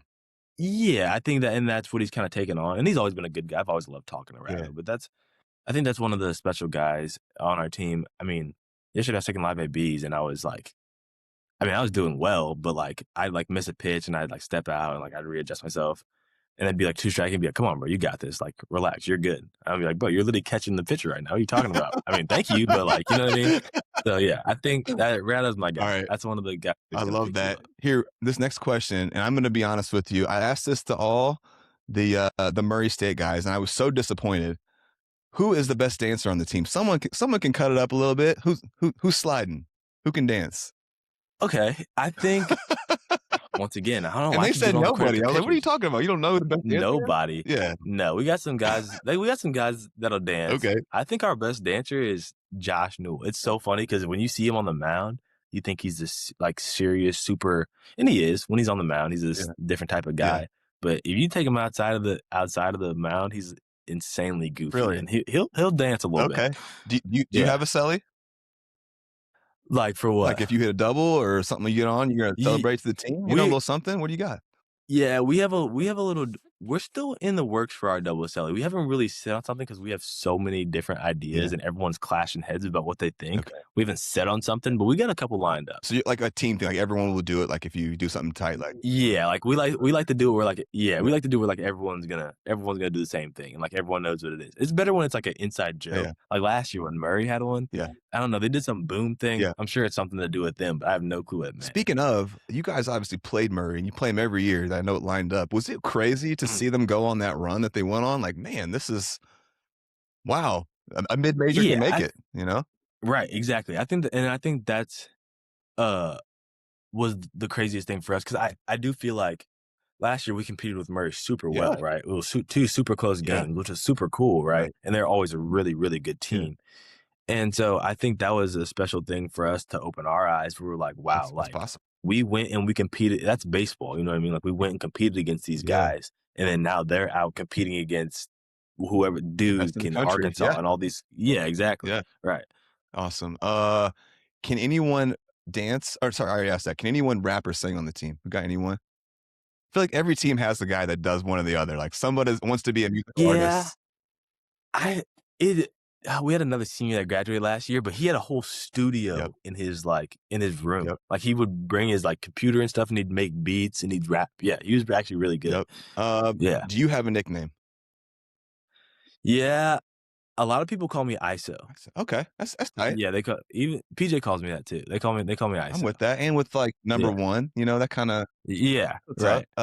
Yeah, it works. Are there any funny nicknames on the team, good or bad, that you can share? Good or bad? I don't think that there's any where anyone's like. I mean, we call people like when people like get all cocky and stuff, and we need to like tone them down a little bit. We'll call them like certain stuff. We'll call them like, "Oh, you're the beast now, huh?" Or like, "You think you're the cool?" Or like, we'll make fun of them a little bit, but like, and that'll be like our little thing. But we won't make any crazy nicknames, which is kind of crazy. I think we we need to start doing that a little bit. What are your plans for the summer? Are you signed for anywhere yet? I think I'm going up to the Northwoods to play for the Mallards. Beautiful. Oh, really? Yeah, Dude, their yeah. yard is incredible. Have you seen that? That's what I hear. Dude, Yeah, it's the place. It's like yeah, a absolute like minor league professional feel. Like they pack the stands every game. Good for you, dude. How'd you end up there? yeah. Someone at Lindenwood or Yeah. I mean, our coach hooked you up? Damon, he signed me up. Yeah, hooked me up. Okay. Where is Charlie in 5 years? I hope to be playing somewhere, Yeah, not even for money. I mean, I just hope to be playing somewhere yeah, where I'm happy and I'm playing for something. You know what I yeah, mean? yeah.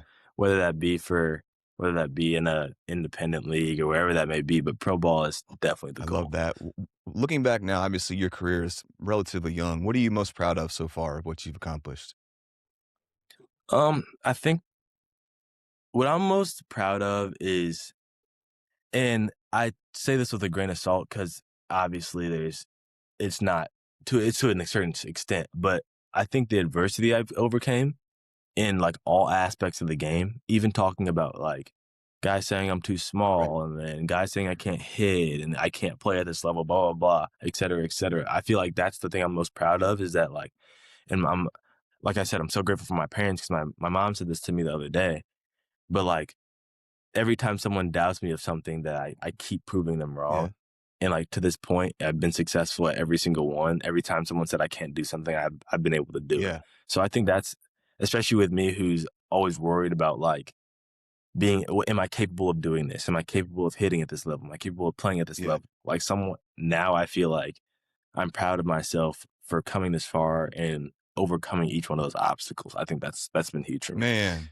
Beautiful. Hey man, I got nothing else for you. This has been so awesome. I am such a fan of yours. I think the future is so bright. You surpassed all my expectations for what you're going to be, dude. I'm a fan. I can't wait. So, my dad and I are actually going to come down this spring to watch Murray State play Lindenwood. So I will be sure Okay. to say what's up to you, man. And like I Yeah. said, I would love to keep following your career as we go here. Thoroughly enjoy you. I think you're a special dude. I think your future is bright. Do you have anything you want to share with us before we get out of here? I got nothing else for you, brother. Oh, no, I don't have anything else. Thank you so much for having me on here. I mean, Fun. this has been an amazing Yeah. experience, So and like you said, I hope we can keep doing this. I mean, I love it. please, you are invited to keep coming back. I think I'd love to check in with you again maybe after your summer season. So let's get the spring season. Let's get you all OBC, all American. Let's get you Yep. balling out in the Northwoods, and then let's recalibrate and see where you're at from there and check in there. And but in the meantime, hey man, when we sit down and do this, I consider someone my friend, my brother. So that's how I see you 100%. now. So if you ever need anything, man, you got my number, text me. But otherwise, I got nothing else. This has been so awesome. And again, thank you for giving me some of your time, the greatest gift you can give someone. Anything, you got anything else before we get out of here? I do not. Thank you so much for All having right, you me. guys, post game spread. This is Charlie's story. We are out of here. Appreciate you guys. Thank you.